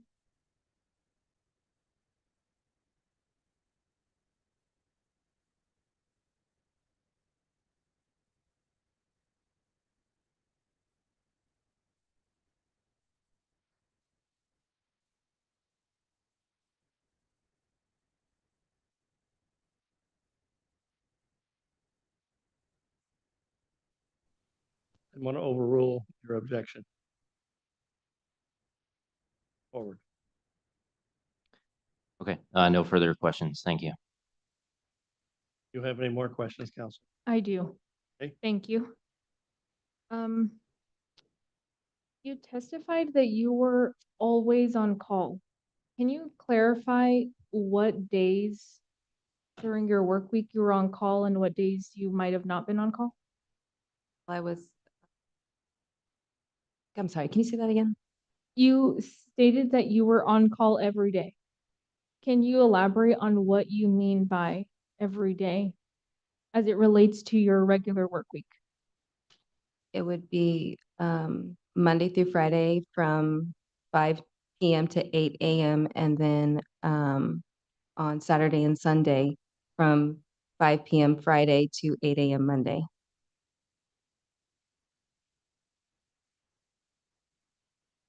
Okay, and if you were on vacation for any period of time, were you on call during your vacation? No, I was not on call during vacation. Okay, and if for some other reason you had a day off, were you on call during your day off? No,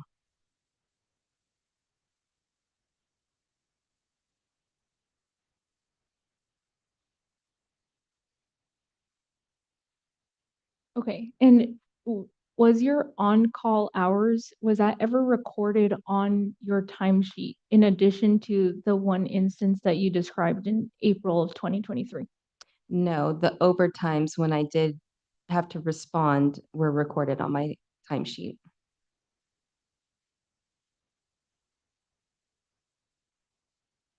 Okay, and by respond, do you mean respond in person or by phone or both? Both. Okay, and why was the on-call not recorded on your timesheet?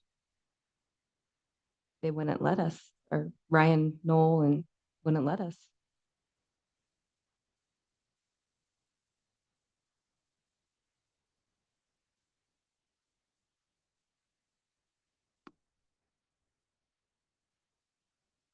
So to your knowledge, is there any record on your timesheets of all of the hours that you spent on call after hours?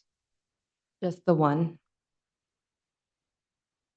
And by the one, are you referring to approximately April 2023? Yes. But when you did work after hours, it's your testimony that you would record that as overtime? Yes.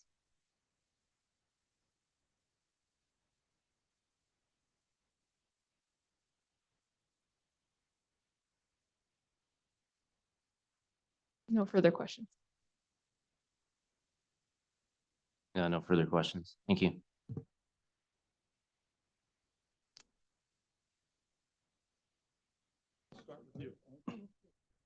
Oh, Mike, Mr. McCann? Going back to the beginning on, exhibit one, on the Madera County Employee Grievance Form. It says here, the grievance are Ashley Diaz, Jeremy Whitten, and, Roy, Momnich, is it? And then it says, all others affected. Are you saying there's gonna be more coming in? Commissioner, I don't represent the union. Oh, okay, well, I so thought I maybe you knew I something wouldn't be able about to this, speak to that. because it says all others affected. I'm thinking that there's gonna be more individuals coming in, and Yeah, I would have to defer to my opposing counsel on that, on that. I can clarify if I may. Please. So the grievance class is the three people listed on the grievance, Ashley, Jeremy, and Roy. The union has a practice of saying all affected when it's a group of people. So in this case, it's a class grievance. There's three people, everyone in the shop, as Ashley was describing. And so it's everyone in the shop, all of them are affected, the three people listed. okay. Any more questions, So Joe? just a general question I had, that's all. Do you have any more, Joe? Any more questions? Okay, Abe? yeah, hi Ashley, I'm Commissioner Abel. I was curious, I do want to clarify when we say every day in your work schedule. So you initially said your regular work week was Monday through Friday, correct? And that you were not on call on your days off. Correct. Is it true that Saturdays and Sundays are your days off? Um, Well, yes, but I was on call during those days because I didn't put in for that specific, like, vacation days, then it would roll. If I took a Friday off, it was only that Friday. It wasn't the weekend too. But if I took vacation days, like a Friday to a Friday, then yes, I would be off for that weekend, if that makes sense. Okay. So you were only, so it was more than just you're claiming to be, had been on call on other days other than Monday through Friday outside of your scheduled work Yes, work week, right? right. Okay. Because there was a little bit of a discrepancy there. And I think we keep running into that same discrepancy with the term, always and every day and work week. And so I just wanted to define that correctly. Okay, I do have some other questions.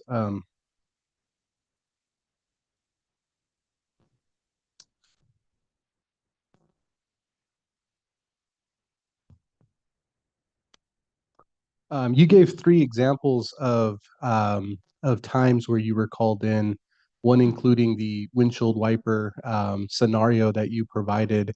Were there ever a time where you missed a text message or any communication while quote unquote on call? No, There was never a time? Okay. no, like I said, I always kept it next to me. I will say if I didn't answer, I called it back within a minute or two. I Okay. guess.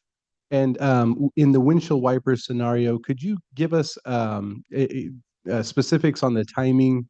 What time was it when you first got that correspondence, and maybe what time was it when you performed the act of satisfying that correspondence? It was on a I can't give you specific time, but I know it was on a Thanksgiving because it was the Friday after Thanksgiving that I went and got it. So it was a Thanksgiving evening that I was told, I'm sorry. So maybe Thanksgiving weekend? Because yeah, Thanksgiving's always on a Thursday. right. Just to clarify. Yeah, I thought I said Thursday. My apologies. Yeah, that Thanksgiving Thursday, I was told to go and pick up the windshield wiper assembly on that following day, that Friday morning. Okay.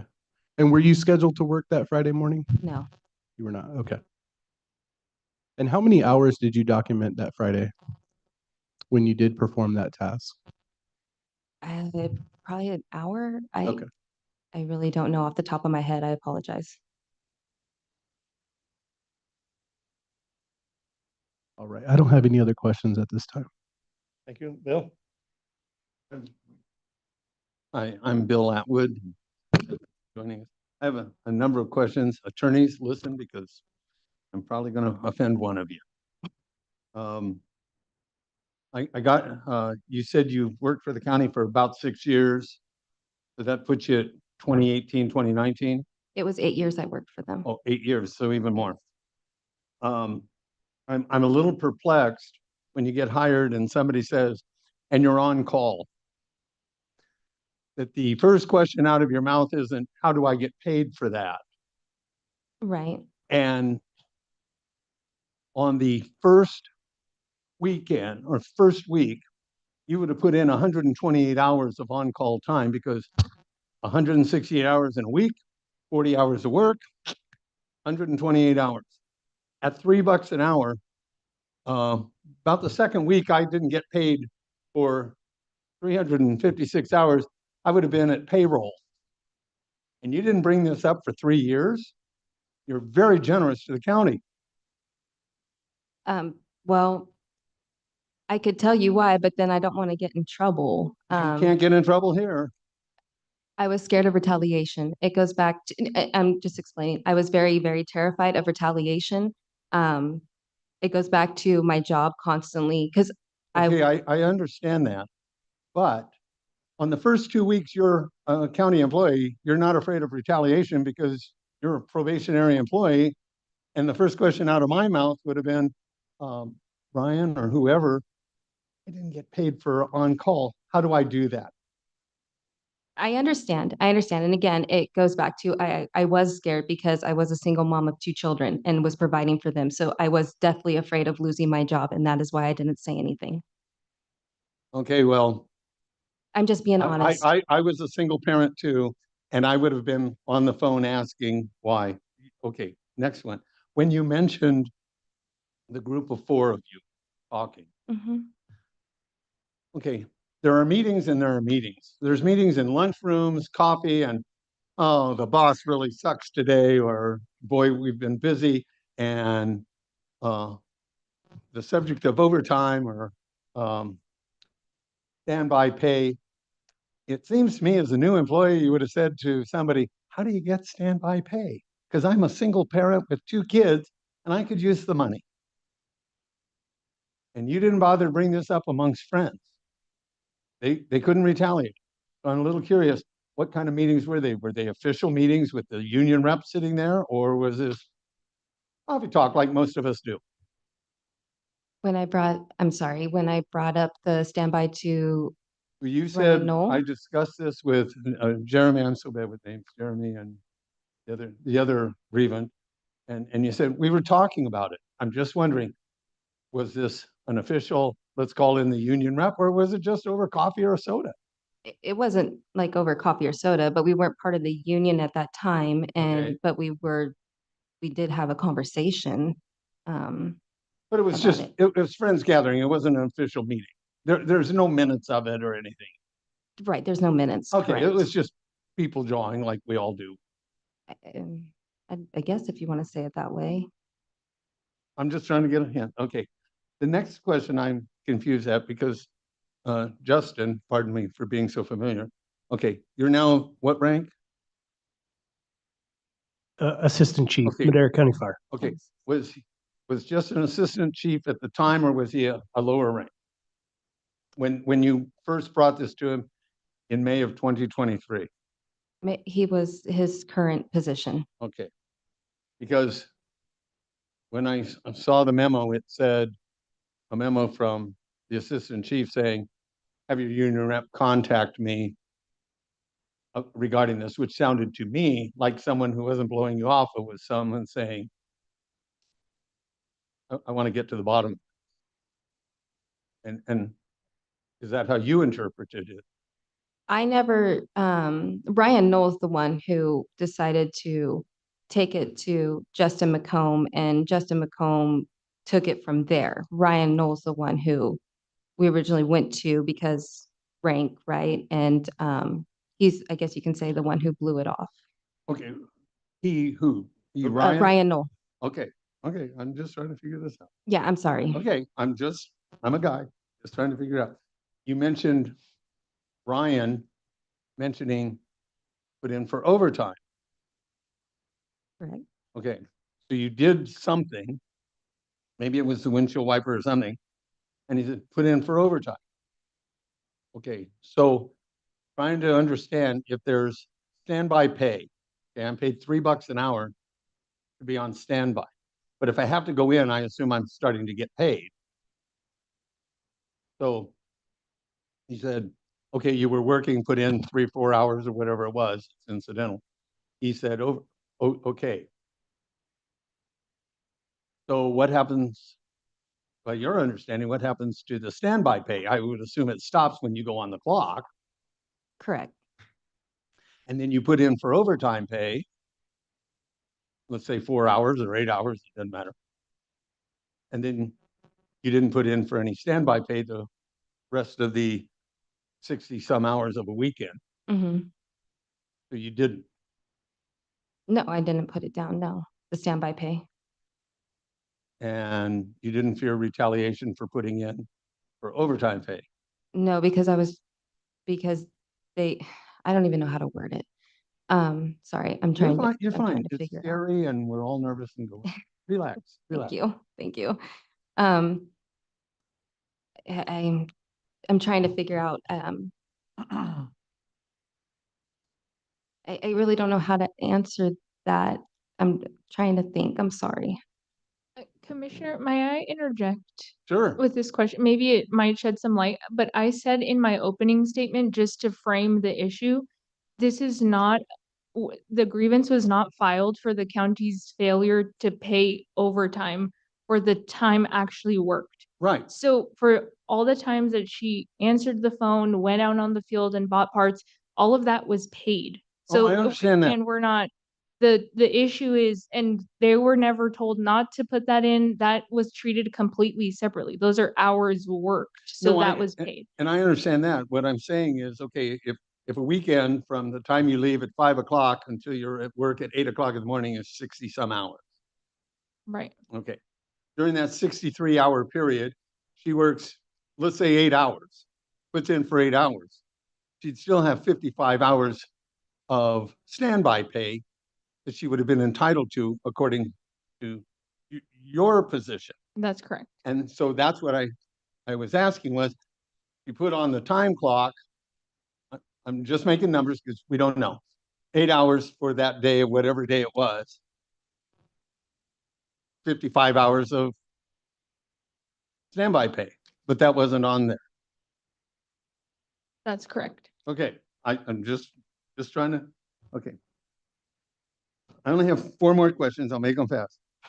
Does it matter if, and I know there's always a fire burning somewhere, but a major fire. See, I'm up in the hills.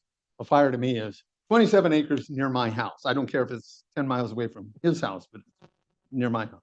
Okay. Is if you're on standby and there's fires burning, are you now on the clock or are you still on standby? No, I'm on standby. Standby, so it doesn't matter if something's burning or not. Okay. Right. Apparently Ryan made a threat of you, but that isn't part of this, so I'll drop that. So if I can understand the timeline, you and your fellow workers made HR aware of this problem in 2023, 6 years after start of employment, sometime in March of 2023, and it progressed through March, April, May, and June when these letters, okay? So I have that timeline straight. And I get back to my question about when you're on standby,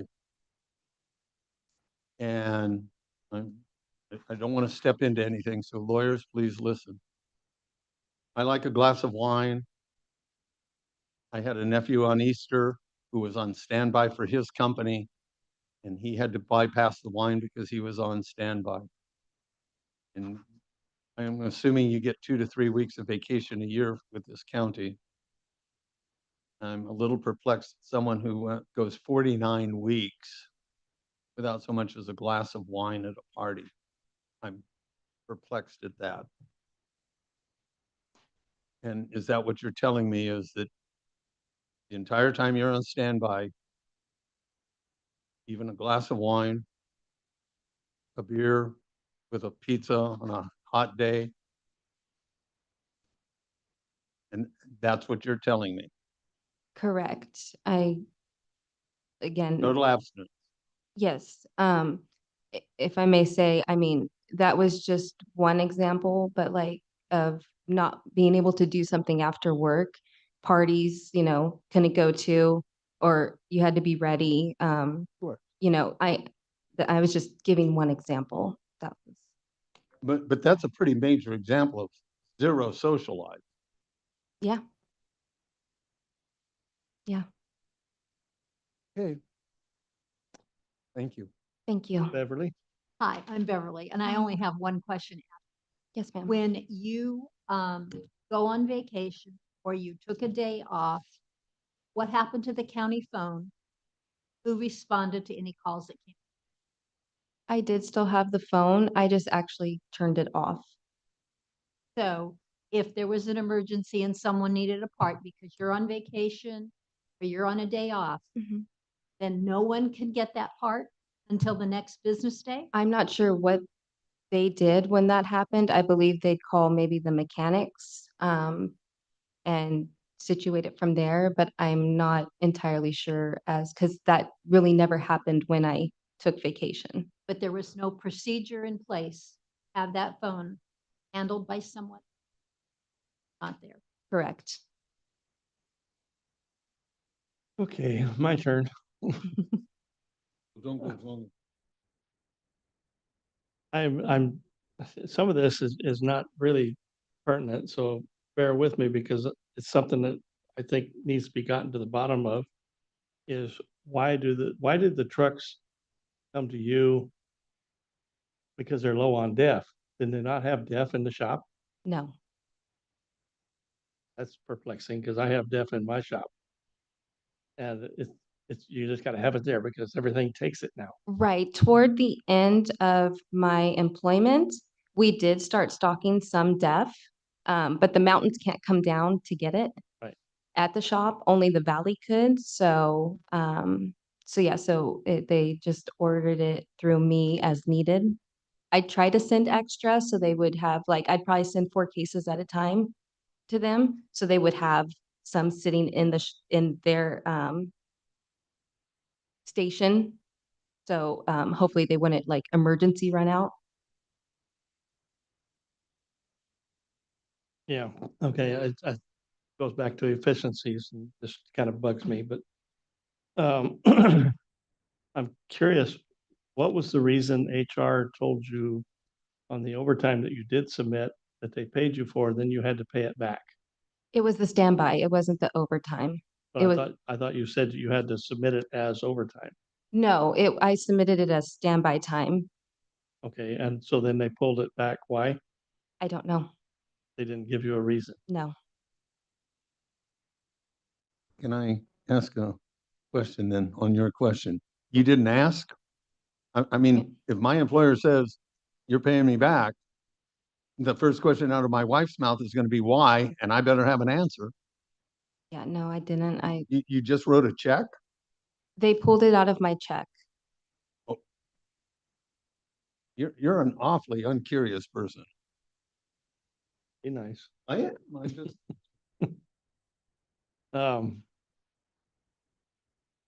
Were there times of the year you need some Kleenex?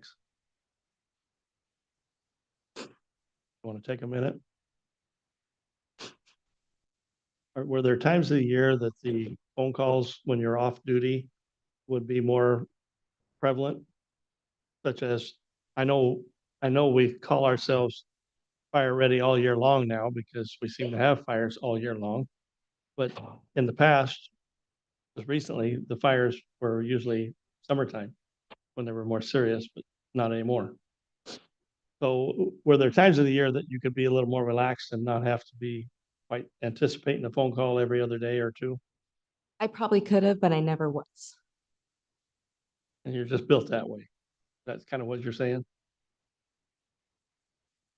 Could the trucks that say up the mountains, could they buy the DEF on the fuel card?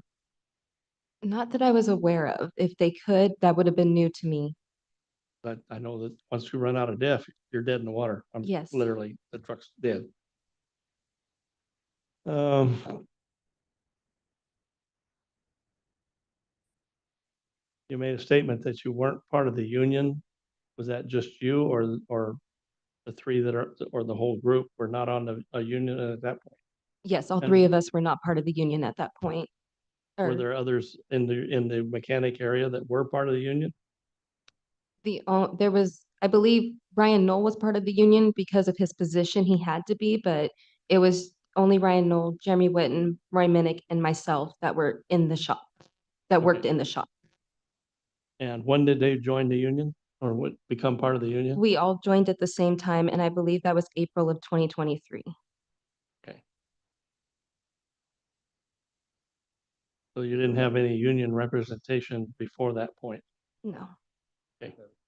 Okay. Do we have any other questions from commissioners that, none? Yeah, Abel? I just wanted a quick clarification. You had mentioned the term chopping block when referring to your colleagues getting disciplined for not being responsive during or after hours.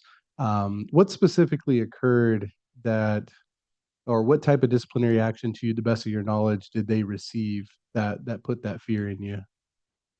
I don't, other than being screamed and yelled at, I'm not sure if any other disciplinary action happened, of course, but they were screamed and yelled to where, I mean, I was in an office and I could hear it on the other side of the wall, you know? So, and I didn't, and as you can tell, I'm not good with this kind of stuff. But to the best of your knowledge, no formal disciplinary action was given? Not that I'm aware of, but again, I wouldn't know that. Thank you. Okay, do we have any from the two sides, any questions, redirect? Yeah, I have just one or a couple of questions, yes. Ashley, can you look at Union Exhibit 7 again, which is that calendar?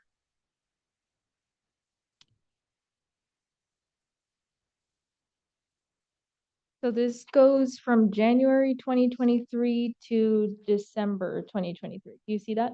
Yes. And is your name on the notes column for every single month from Yeah. January to December? Yes. And this Okay. is just 1 year. We actually had several years of this calendar. Okay, so how many more years of this calendar do you recall having? I believe there was 3 more years or 2 more years, including this one. Okay, so is that 2021 and 2022? I think it was 22 and 24. Okay. And so just to clarify again, so is your name on the notes column for every month of this year, Yes. 2023? And was that the case also for the 2022 calendar and 2024 calendar? Yes. Okay, so was it your understanding that you were on call regardless of whether it was fire season or not? Yes. Okay. No further questions. Thank you. Yeah, I just have a few more questions. So while you're looking, Ms. Diaz, at Exhibit 7, where it states your name on the calendar, and let's just take the first page, January 2023, I don't see anywhere where it's indicated that you're not on call when you're on vacation. Does it say that there? No. Okay. Oh. And does it say that you're not on call when you're on approved time off? No. Okay. So then it doesn't include all of the terms of the standby pay that you have testified to, does it? Can you? Well, you're Describe a little testifying bit that more, this, please. is it your testimony that your name being on this calendar means that you are on call every single day, all the time? Okay. Is Mhm. that your testimony? Can I just object that this witness already answered the question of when she was expected to be on call. And so eliciting testimony that again makes her say she was on call every single day is just confusing the record. She already answered when she was on call. I'll sustain that. I'm sorry, I'm sustaining her objection. sustaining it? Yes. Okay, thank you. Ms. Diaz, I want to go back to when you were testifying regarding joining the union. And so is it true that you joined the union in April of 2023? Yes, if I remember correctly. Okay. And are you including time in your grievance and claim for standby that was before that time that you were part of a union? Yes, we have. Okay. Yeah. And what is your basis for claiming standby prior to when you were in part of the union? Objection. This is the union's grievance, not the particular bargaining unit member's grievance, so she can't answer questions about the grievance itself. She did not file. Well, the grievance itself identifies her as one of the grievance. She is one of the individuals who grieved this. It states, and whether that was a mistake or not, that is how it is identified. They are the grievance. I'm going to overrule.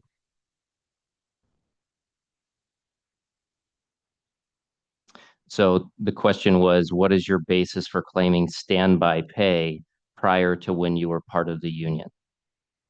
Because I was on standby and I feel, I guess, I feel that it's only right to make that right. Okay. And were you part of an MOU? Had you negotiated a memorandum of understanding with the county at that time? Again, objection. This is she lacks foundation to answer these questions, and it's confusing because the union negotiates a contract. She, as a member, does not negotiate a contract. The union files a grievance to enforce its contract. The members do not file grievances and enforce contracts and claim things. The union is claiming on their behalf. So I don't, this whole line of questioning, she lacks foundation and it's confusing and honestly shows a lack of understanding of what the contract is and how unions work. That's fine. I'll withdraw the question. Okay. I'm sustaining her motion. Okay. That's it. Are you done with your witness at this time? Unfortunately, I have another question. Okay. Just for more clear, sorry, Ashley. So you said that you joined the union. Are you referring to you paying dues to the union? Yes, ma'am. Okay. And from your knowledge, is your payment of dues, did that change your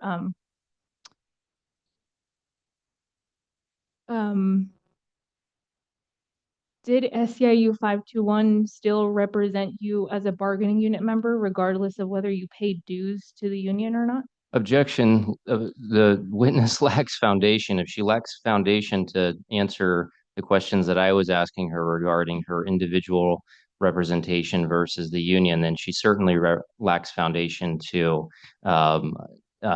whether to the degree to which the union represented her during that time. It's basic same question. It's just the other side of the coin. Yeah, I'm going to sustain that. No further questions. Okay, Mr. Abel Perez has a question. Yeah, hey Ashley, you had mentioned you had surgery or you had some time off the fall of 2023. What time exactly were you off? My surgery date was August 9th, and I came back October. I can't remember what date in October. I apologize for that, but I did come back in October. Okay. Because August, September, and October, you're on the calendar with your name on it. Were you on call? So during that time, they did come up with a different plan while I was out for surgery. Okay. They just didn't change the calendar. Right. It was, I wasn't sure when the surgery dates were, so, and they had already gone out. Okay. Thank you. Would that be true also for holidays and other vacation days that you would have been off, that someone else would take that responsibility? As far as I know, yes. You don't know for sure. Well, I'm not sure when I was on, I know that there was a procedure set when I went on to surgery, but when I took like a couple vacation days or a day off, I'm not sure as to what they did during that. But obviously your supervisors knew you were gone on vacation, Yes, taking days off. yes. All I have. Anybody I else? have a question I want to ask her. Okay. Um, you're on call every day? According to the attorney, it says that you're on call every day. Now, or as long as you're on call and when you go on vacation, do you notify your supervisor and let them know that you're going on vacation? Yes, it had to be approved through the supervisor for vacation or days off. So will that automatically put somebody else on call? I'd assume so. Again, I don't know what they would do when I wasn't there during those few times. Okay. But you answered my question that you had that phone with you even when you were on vacations. How could they make some on call? They had the other mechanics numbers as well. Yes. Any other questions? Good. Any other redirect? Are you done with this witness now? May I ask one more question? Okay. Yes. Thank you. I mean, all of your questions prompt more clarifying questions for me. course. I want to make sure everyone's on the same page. That's where we get, it's a vicious circle. So, Ashley, did the mechanics also have a county phone? Yes, they did. Okay, and did they use that for after hours calls? Yes, Okay, did your supervisor, Ryan Noel, have a county phone? yes, Okay, would he also, to your knowledge, use that for after hours calls? yes. So if you were out on vacation or for some other reason, were those three other people potentially being contacted? As far as I know. Thank you. Okay, Nothing then, further. then I have one real quick question. Okay. You're on call. You have to deliver a part. Assuming you live near Madera and you have to drive to Fresno and then all the way up into the hills. Were you using a county vehicle or your own? My own. Okay, and I assume the county was reimbursing you mileage? I didn't know that they could reimburse mileage, to be quite honest with you. Okay. Okay, thank you. Any more? Nothing further. Thank you very much. Okay, this witness is Thank you for doing excused. Thank you. No, it's okay. Thank you very much. Almost 2 hours. But we're sweethearts. Well, I am. I don't know about you. I wouldn't go anywhere without you. 9 o'clock. Yeah, we will stop this evening at 9 o'clock. Okay. So Call your next witness. the union would call Jeremy Witten as its next witness, and he's actually via He's on Zoom. Okay. Yes. Do we have his picture on the TV? Can you hear me? Mr. Witten, are you there? Yes, sir. Hang on.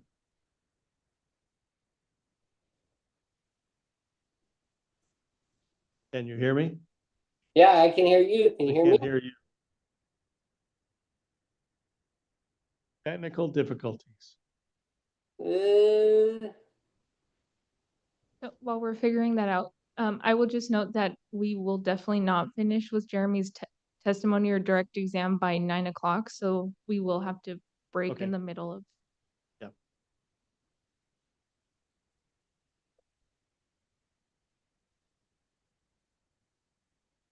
Can you guys hear me? I can hear you. Witnesses did you have? The union intends to call 5, potentially 6 witnesses. And you have 4? Yes, Okay, thank you. got it? Okay.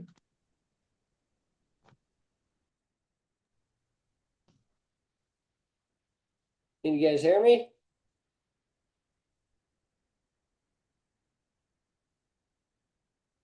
I think it might be on your guys' end. Can you see me? Technology is a great thing when it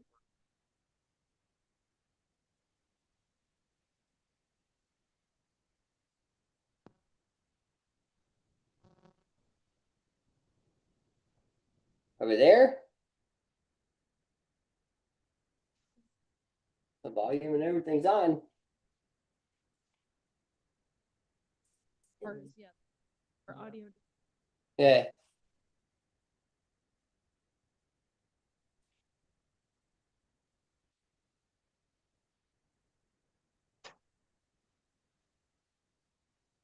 I should be on. Can you guys hear me or not?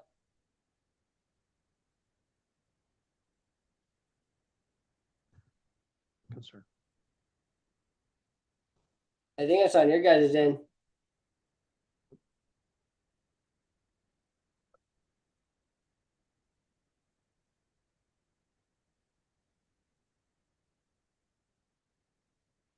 Baseball.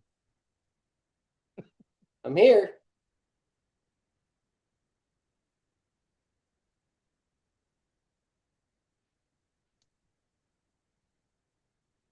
We trying to, his sound, Yes. click the microphone, up button. That'll probably look like almost a dozen different. That, the right one, start getting. I'm gonna say possibly our audio option. Or whichever guys commonly. Yeah. Yeah, I can hear you guys fine. So, well, one you just clicked on right now is for the microphone. Or that's for him to hear us, but our end. One of those issues.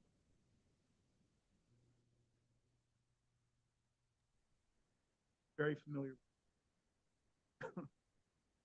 See under where it says select speaker, see how you have all those different options? Going through that list, one of those is going to be the correct one.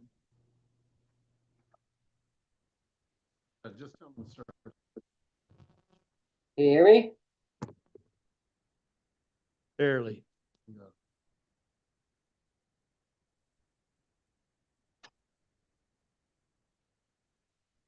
I don't know. I can't see it. Jeremy, if you can long until we said we could hear you. Hear me? Make sure you're off mute.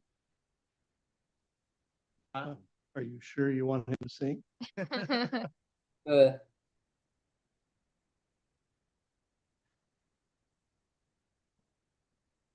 Hey, can you guys hear me? Oh, There yeah. it is. Oh, now we can. Oh, there it is. I'm very, very familiar. Oh, thank you, sir. You guys have more options than most. Yeah, it was on a different microphone. Okay, Jeremy, I'm Commissioner Fry. I have a statement to read to you. Yes, sir. Having testimony, do you solemnly swear or affirm under penalty of perjury that the testimony you are about to give shall be the truth, the whole truth, and nothing but the truth? I do. Thank you. All right, Okay, Union Council is gonna be talking to you. but I need to do a Oh, I'm disclosure sorry. question. Yes, Mr. Bill has a statement to make. Jeremy, my name's Bill Atwood. I taught in Madera Unified for a number of years, and you have a familiar sounding name, and I just want to be fair to council. Did I have you as a student at Thomas Jefferson? That may be a possibility. 6th grade. Nope, then I didn't. Okay, thank you. Okay, I just yeah, wanted 'cause I to only- be fair. Or no, you know what? Never. I take that back. I never went to Thomas Jefferson. James Okay. Monroe for 6th grade. Then we're fine. The rest of my years. Okay, thank you, sir. Yes, sir. Okay, moving forward, council, go Thank ahead. you. Jeremy, can you hear me? Yeah, I can hear you just Okay, fine. great. Have you ever been employed by the county of Madera? Yes, I have. Okay, approximately what dates were you employed by the county? Approximately, I was September 3rd of 2018 until June 20th of last year. Okay, and were you employed by a specific department of the county? Madera County Fire Fleet Services, And what was your job title there? Fire Master Mechanic. Can you generally describe what your role and responsibilities were as a fire master mechanic? Keeping all these trucks rolling on the road, fixing all the problems, during business hours and after business hours. When you refer to your business hours, what were those? 8 to 5, Monday through Friday.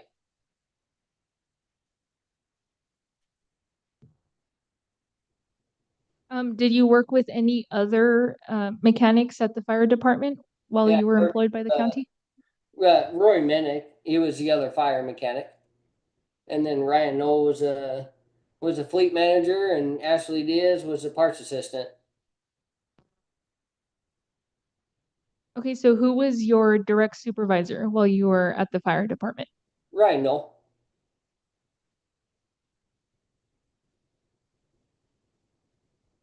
Was he your direct supervisor for the entire time that you worked for the county's fire department? Yes, ma'am.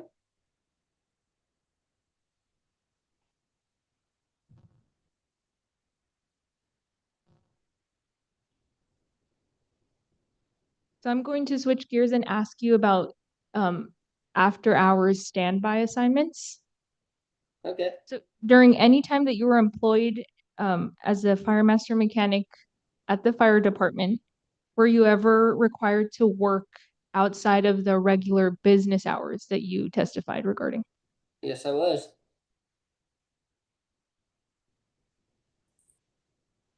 And what hours were you required to report outside of the regular business hours?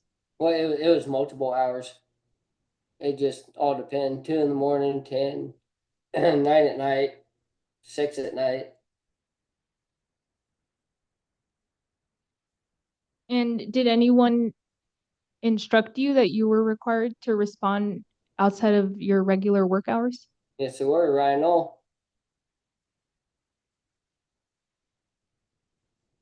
What did Ryan specifically instruct you? He said that if we take these service trucks home, it is a privilege. And we told him about the standby pay, and I'm not going to go into any other details, but he said if he can't take his truck home, or if we don't take our truck home, then nobody can take their truck home. And this is just the way it is. And there was something in 2006 that was revised through the union about trucks versus standby pay that we never seen or signed. Objection, non-responsive, and relevance. If I may ask follow-up questions to clarify the relevance. Yeah, let's have a little latitude here. So Jeremy, you mentioned the trucks. Did you use a county issued vehicle during your regular work hours? Yes, I did. Okay, and what was the purpose of using that county vehicle during your regular work hours? We took them home to respond anytime anybody needed anything after hours, before hours.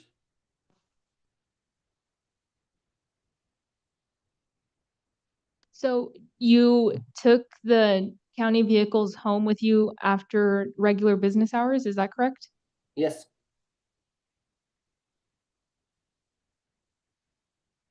Who else on the team that you described earlier had access to a county vehicle? Roy Minnick and Ryan Knoll. And then Ashley Diaz took it home took it to go run parts.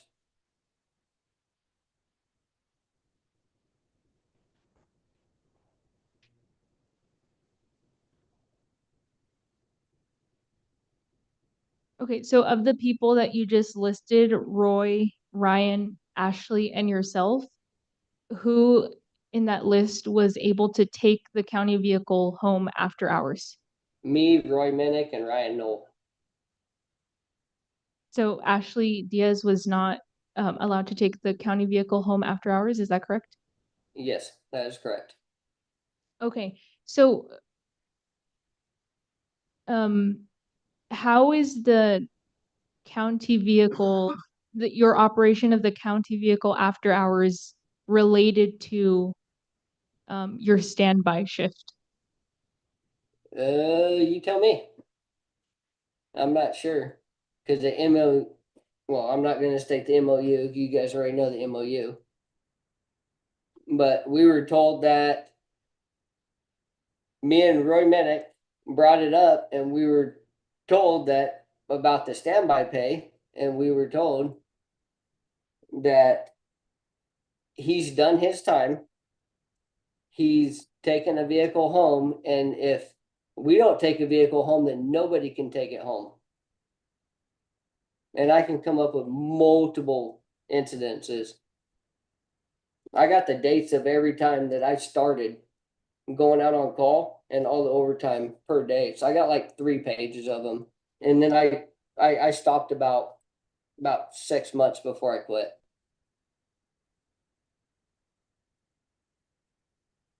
Okay, so were you instructed to take the county vehicle home after regular hours?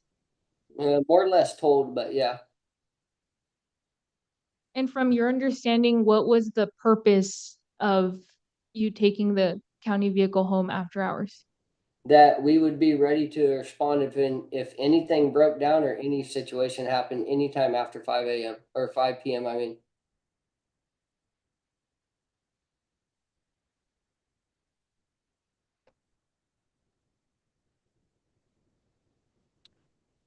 So near the beginning of your employment with the county, you said in 2018, Mhm.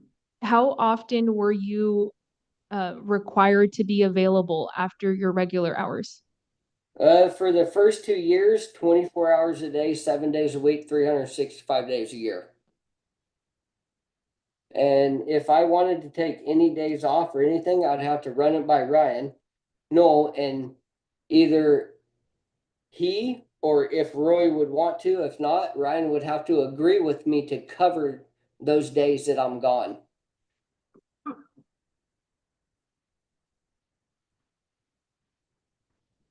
And at that point, for the first 2 years that you just testified about, Mhm. was there any formal schedule showing that you were on call? Not for the first 2 years, no.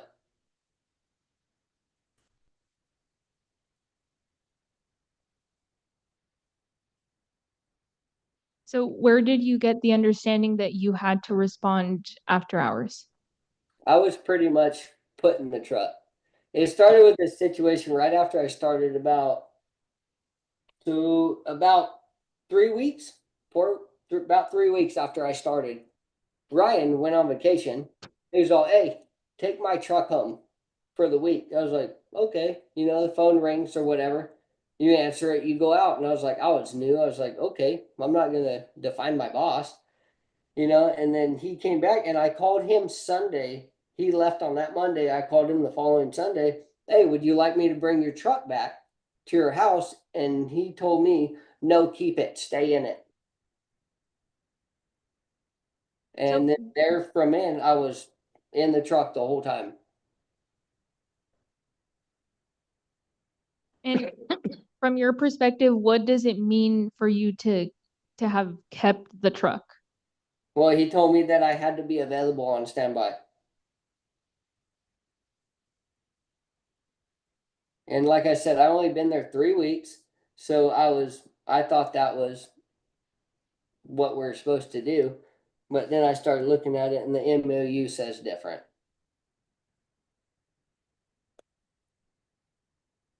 Um, when you say that you started looking at the MOU and realized that it was different, approximately when did that happen? That was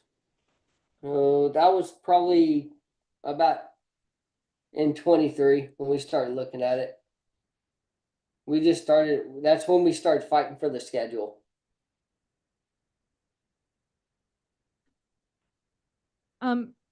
I guess Jeremy doesn't have a copy of the exhibits. No, I don't, but I got a lot of paperwork in front of me.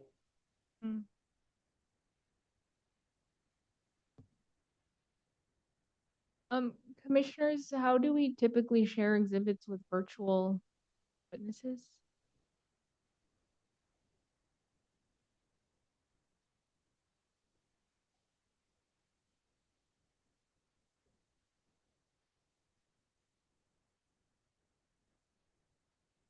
Does he have a computer that he can see it on instantly? Jeremy, if we tell you the exhibits, able to them while you're on Zoom with us, I might be able to do it through an email. you have like multiple screens or anything? Yeah, I got 3 screens. I just don't know. Maybe just email just the exhibit you're looking at, not the whole package. We have it Specific. compiled as a package of exhibits, and then I would just, they're bookmarked and he can flip Okay. to the particular exhibit. Are the exhibits private? Session. Like, can we share screen with them? And flash exhibits so he can just see it right there on the Zoom app?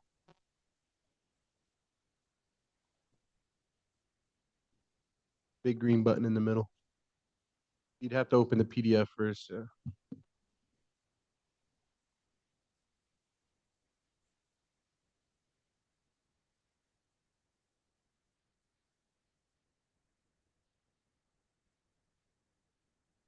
If I may, to Commissioner's question, is there a way to screen share the specific exhibit being referenced? I think the question is to kind of preserve the integrity of the packet and what can be seen or that other council may not be referencing to them. Is there a way, if we're saying, for example, Exhibit A, I know they're numbered, can we just put Exhibit A, that page on a screen share on the Zoom function? So he's looking at the specific document that's being requested. Yeah. We're 20 minutes from shutting down for the evening. Would it be better to just kind of work out this logistic issue for tomorrow? Sure. As it- The option would be acting a bit of opposition. Well, is he gonna, is all of his testimony gonna come out of your admitted evidence? I'm going to ask him to look at union exhibits. Commissioner, from the look on Mr. McCann's face and his Yeah. head nodding, I don't think he has an opposition. I have no concern with him having the exhibit packets. He should have been provided them, those packets ahead of time. And that's generally what is done Yeah. for a remote witness. Are there any, counsel, are there any questions you can finish out the evening with and come back to this tomorrow? Certainly, thank Okay, you. Sorry, not to interject, though. There is actually one other item. I believe that the witness stated that he has documents that he is referencing. And so witnesses are not supposed to be referencing documents while they're testifying unless specifically directed to reference documents that are being used for evidentiary purposes. So I would request that the witness be instructed to not review documents unless instructed to do so. Mr. Witten, do you understand those directions? Yes, sir. Okay, can you comply with that? Yes, sir. Thank you. Okay, counsel, go ahead and ask what other questions we can deal with for the evening. Thank you. So Jeremy, you said that within 3 weeks of you starting with the fire department, you were asked to work outside of your regular work hours. Is that right? Yes. Okay, and can you just clarify at that point, how often were you working outside of your regular work hours? It was hit or miss. It can be 5, 6 hours at night, and I won't get one for like 2 or 3 days, and then be like another 8 or 9. It all depended. But the first one was okay. I'm not gonna go on that. But yeah, it varied. It just all depended on it. We had more calls in wintertime than we did summer. Did you have a county issued cell phone? Yes. And a pager. Did you use that cell phone and that pager during your regular work hours? The pager, no, that was more after hours from ECC. But the cell phone, yes, all day long. What would you use your cell phone for during regular work hours? The guys from the stations calling me direct if they had an issue. If they needed to bring something in, if I needed to go up there and run to the mountains to fix it. Or I had a lot of guys called me and Roy Minnick. A lot of them called us direct because we always answered.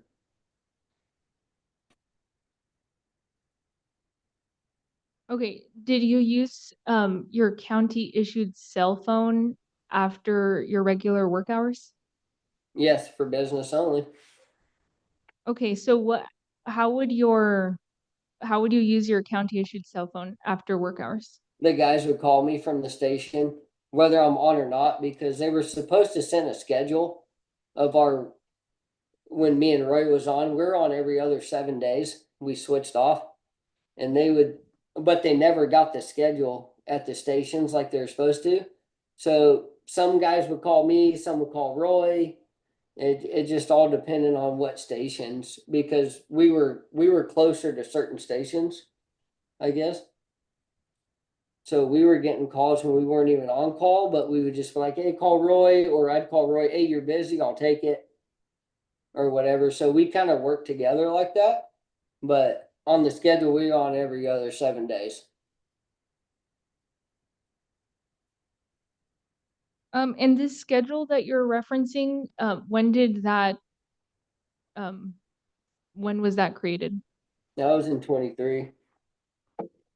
It was created in March of 2023. Starting on Wednesday, the 1st.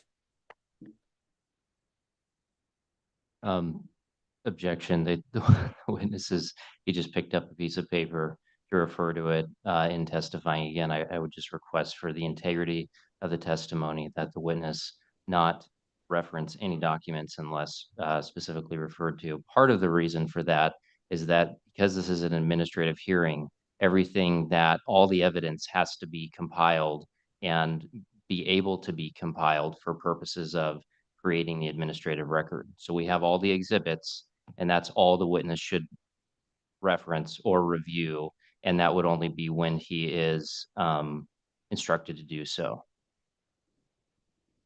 There is no objection to that. Everyone knows that that's the rule. So we Okay. didn't need that long-winded explanation. If anything, Jeremy just needs that clarified to him. I think he's doing that for my benefit. Yeah, I'm going to sustain the motion. And Mr. Winton, can you take whatever paperwork you have in front of you and get it out of your sight, out of reach? Yes, sir. Binder closed. Thank you. Go on now. Thank you.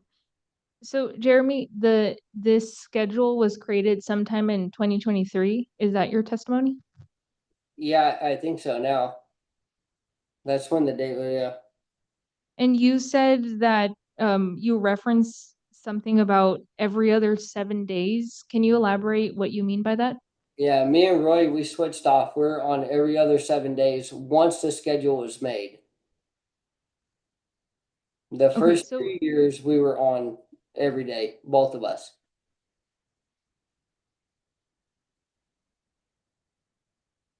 But So that's if you the schedule was made, sorry. So during that time period where you and Roy were both on, who would receive a call first?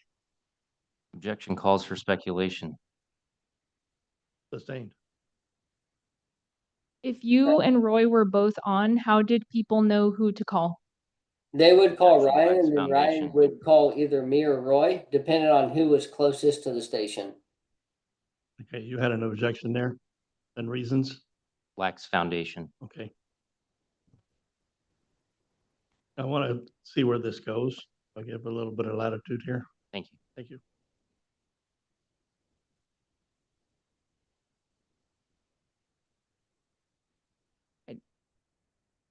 Council, was your question before this calendar was presented? That's correct. But So did you bef- ask it again? Because I didn't hear that part of it. So Jeremy, before the schedule for on-call was created and you and Roy were both on call, Mm-hmm. how did people know who to call? They called Ryan and then Ryan Knoll, and then Ryan Knoll would call either me or Roy Minnick. depending on who was closest to the station for response time. But we had to be on standby.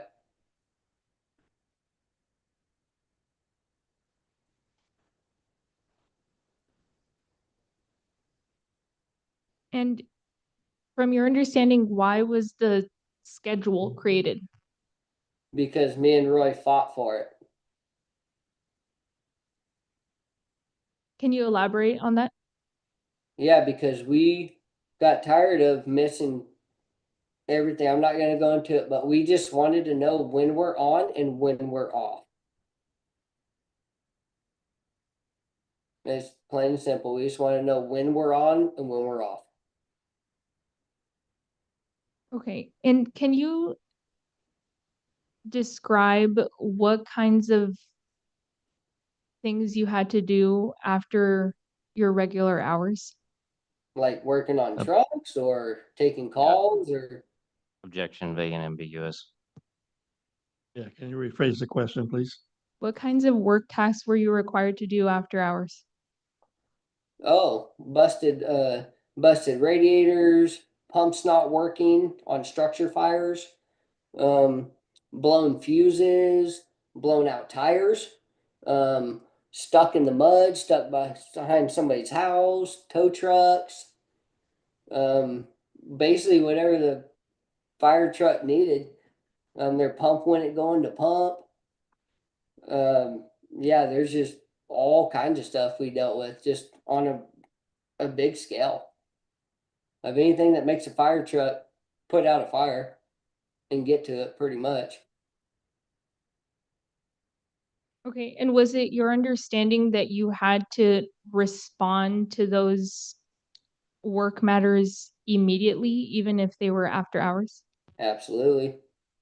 And why was that your understanding? Because that's what I was told. I was last at.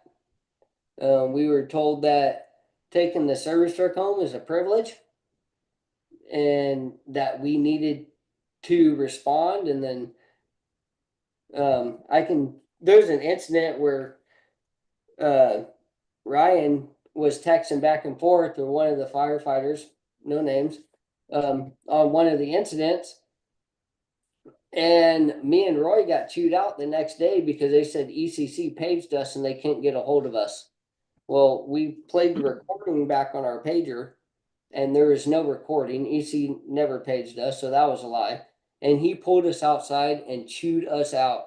And that's when he told us taking these service trucks home is a privilege. They call, you will respond. And quote, excuse my language, but he says, shit rolls downhill. If I get yelled at, so are you guys.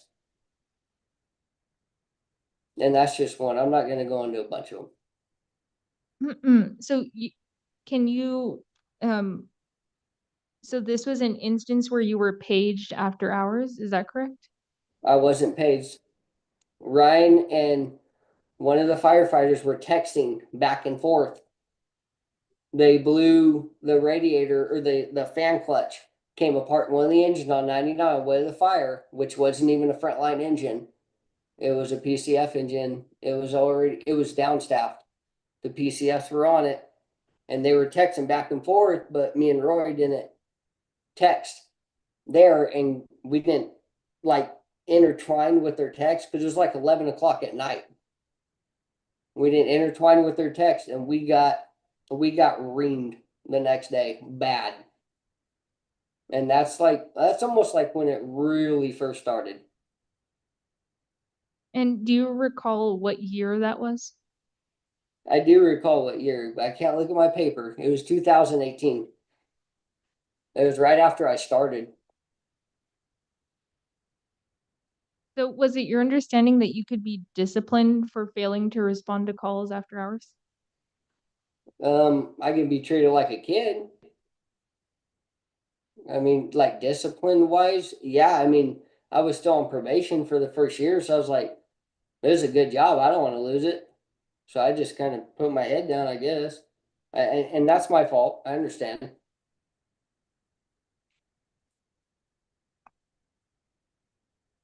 So if you received a call outside of your regular work hours, how quickly were you expected to respond? We had to respond within an hour. And who told you Callback. that? We had to do the callback within the hour.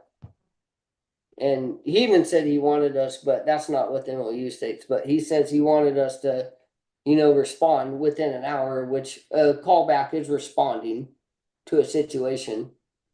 He's always told us they'll be broke when we get there. I mean, we gotta obey all the speed laws, we can get there when we get there. But we had to call back or whatever, or like within an hour is what he wanted. And that's pretty fair. That's what the callback states. And who communicated that you have to respond within an hour? Ryan.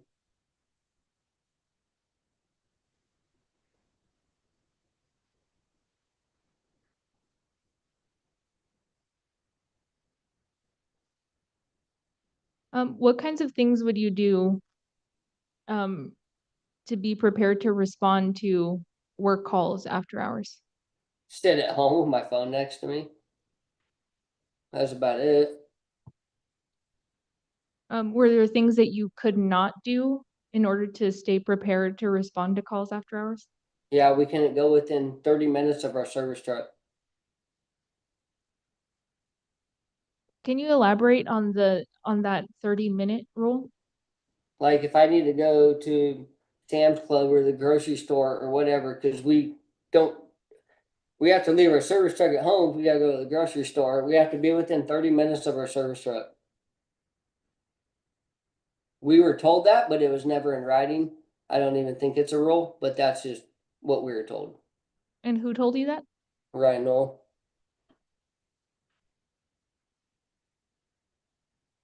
So is it your testimony that you would not use the service truck for personal matters after hours? Absolutely not. They were GPSed, and he watched us every move.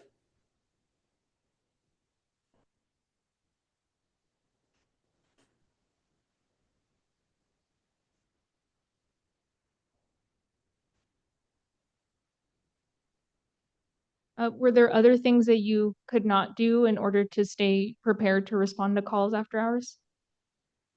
Going camping on the weekends because I'm a big hunter. During the weekends, I missed multiple weekends because either he wouldn't cover me or whatever, and then I'd ask him and he'd have plans. So if he had plans, then I was pretty much stuck on no matter what. And I just kind of, it is what it is. Were you able to travel outside of the county while you were on call? Yeah, on fires. I went on a couple fires in the service truck. It was for work. That's when you responded to a work call? Yeah, it wasn't more like responded, like we got called to fires. So we go to base camp or whatever. Like I worked a few fires out of county, but it was for the fire department. It was work related. Okay, could you travel for personal matters?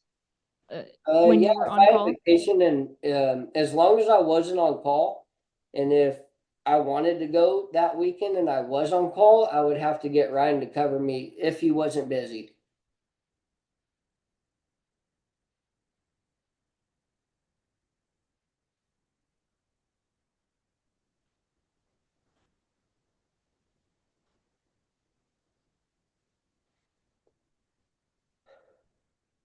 So when you would respond to calls after hours, how were you compensated? We were paid overtime. That was it. Just time worked. No standby.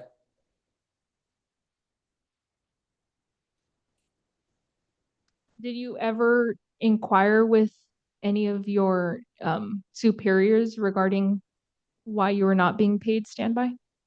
Only once we brought it to the union and once somebody left, and then because we got pretty he came in the shop storming a few times. So let's leave it at that. And who is the somebody that you're referring to? Can I mention names? Yes. Matt Watson. Objection relevance, getting kind of far afield of the specific issue of standby, whether witness as a grievant was entitled to standby. The question was regarding when, if ever, he brought up standby. That's what he was answering. How is that not relevant to the issue of standby? I just asked him when he brought it up.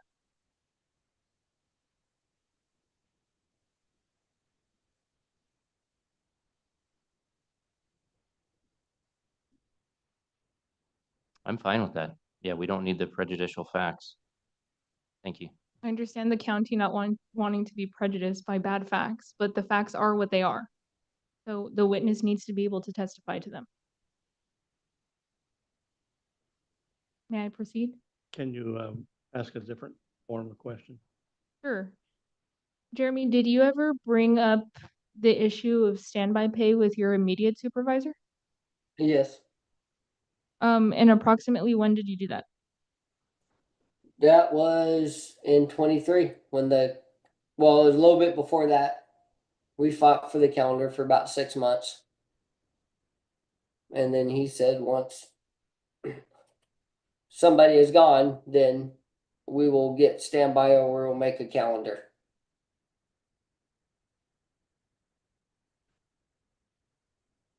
So Ryan communicated to you that you might be paid standby? Is that your testimony?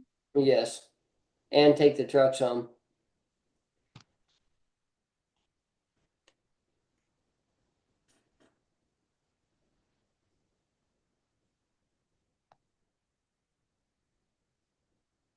Besides your immediate supervisor, did you bring up the issue of standby pay with anyone else at the county? Only once we went to county for that initial issue. And who did you meet with? Who are you referring to? Susan Carter and Juan. And who's Susan Carter? She at that time she wasn't the director of HR, she just worked in HR. And I think Juan was the director of HR, but don't quote me, I could be wrong with that. But it was both of them in the meeting. We made the meeting and those are who showed up. Okay, and was anyone from the union involved in this meeting that you're referring to? Not the very first one, no.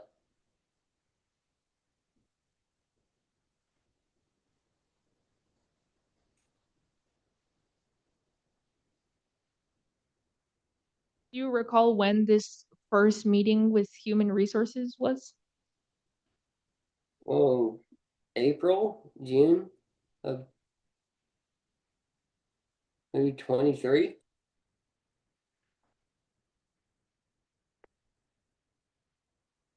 Had the union been informed at the time of this meeting regarding your concerns with standby pay? No, not the very first one, no.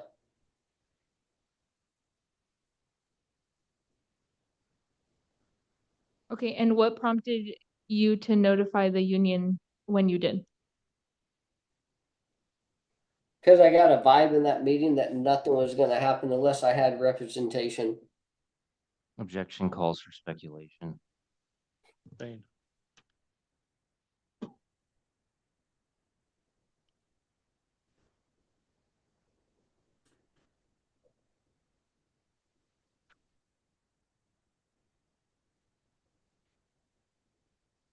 I'm sorry, Commissioner, my question did not ask him to speculate. Was your sustaining the objection because the response was speculative? Yes. Okay.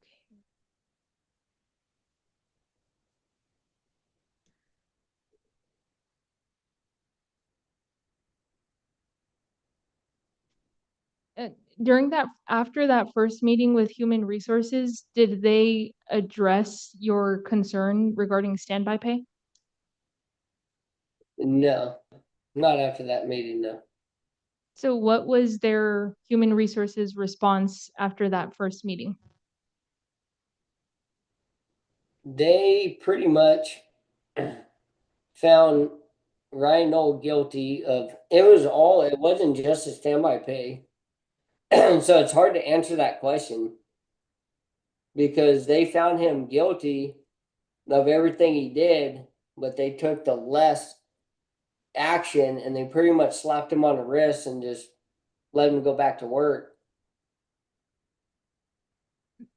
Just to be specific, what was their response regarding standby pay, that specific issue? I'll look into it, is what they said. At any point after that meeting, did you include standby hours on your timesheet? Only once, and it's probably like almost a year after we went there, that one time. And why did you include the standby pay hours at that time? Because we went back to HR and we were told to put it on there.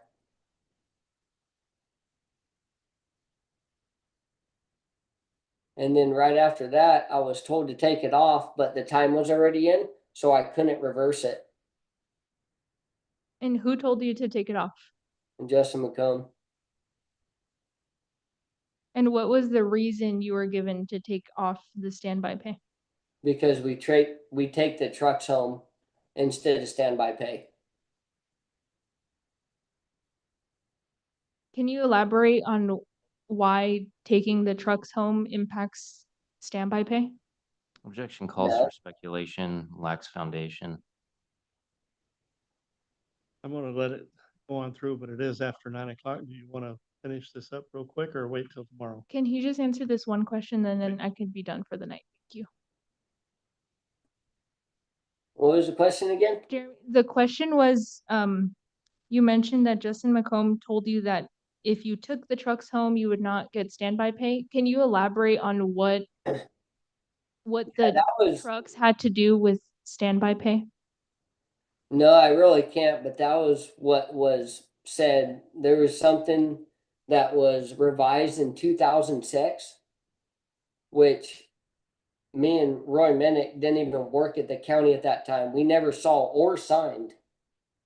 And so that's pretty much hearsay on that, but that's what we were told. And then after that, he pretty much came in and pulled our keys and we had to get picked up from work or make other arrangements. And as of that day, we had to sign a piece of paper and our trucks had to stay at the shop. We were no longer allowed to take them home or get standby. So there was nobody on call after hours as of that day.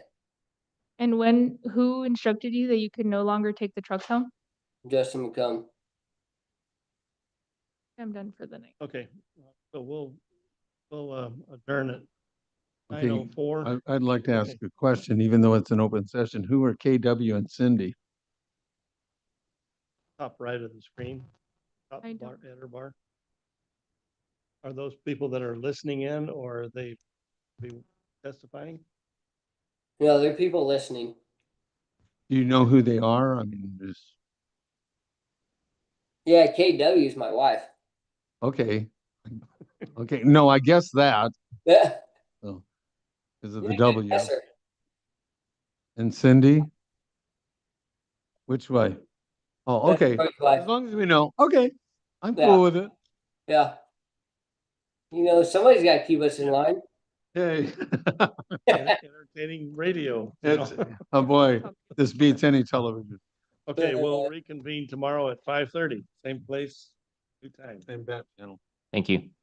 Right, Thank you thank you. all.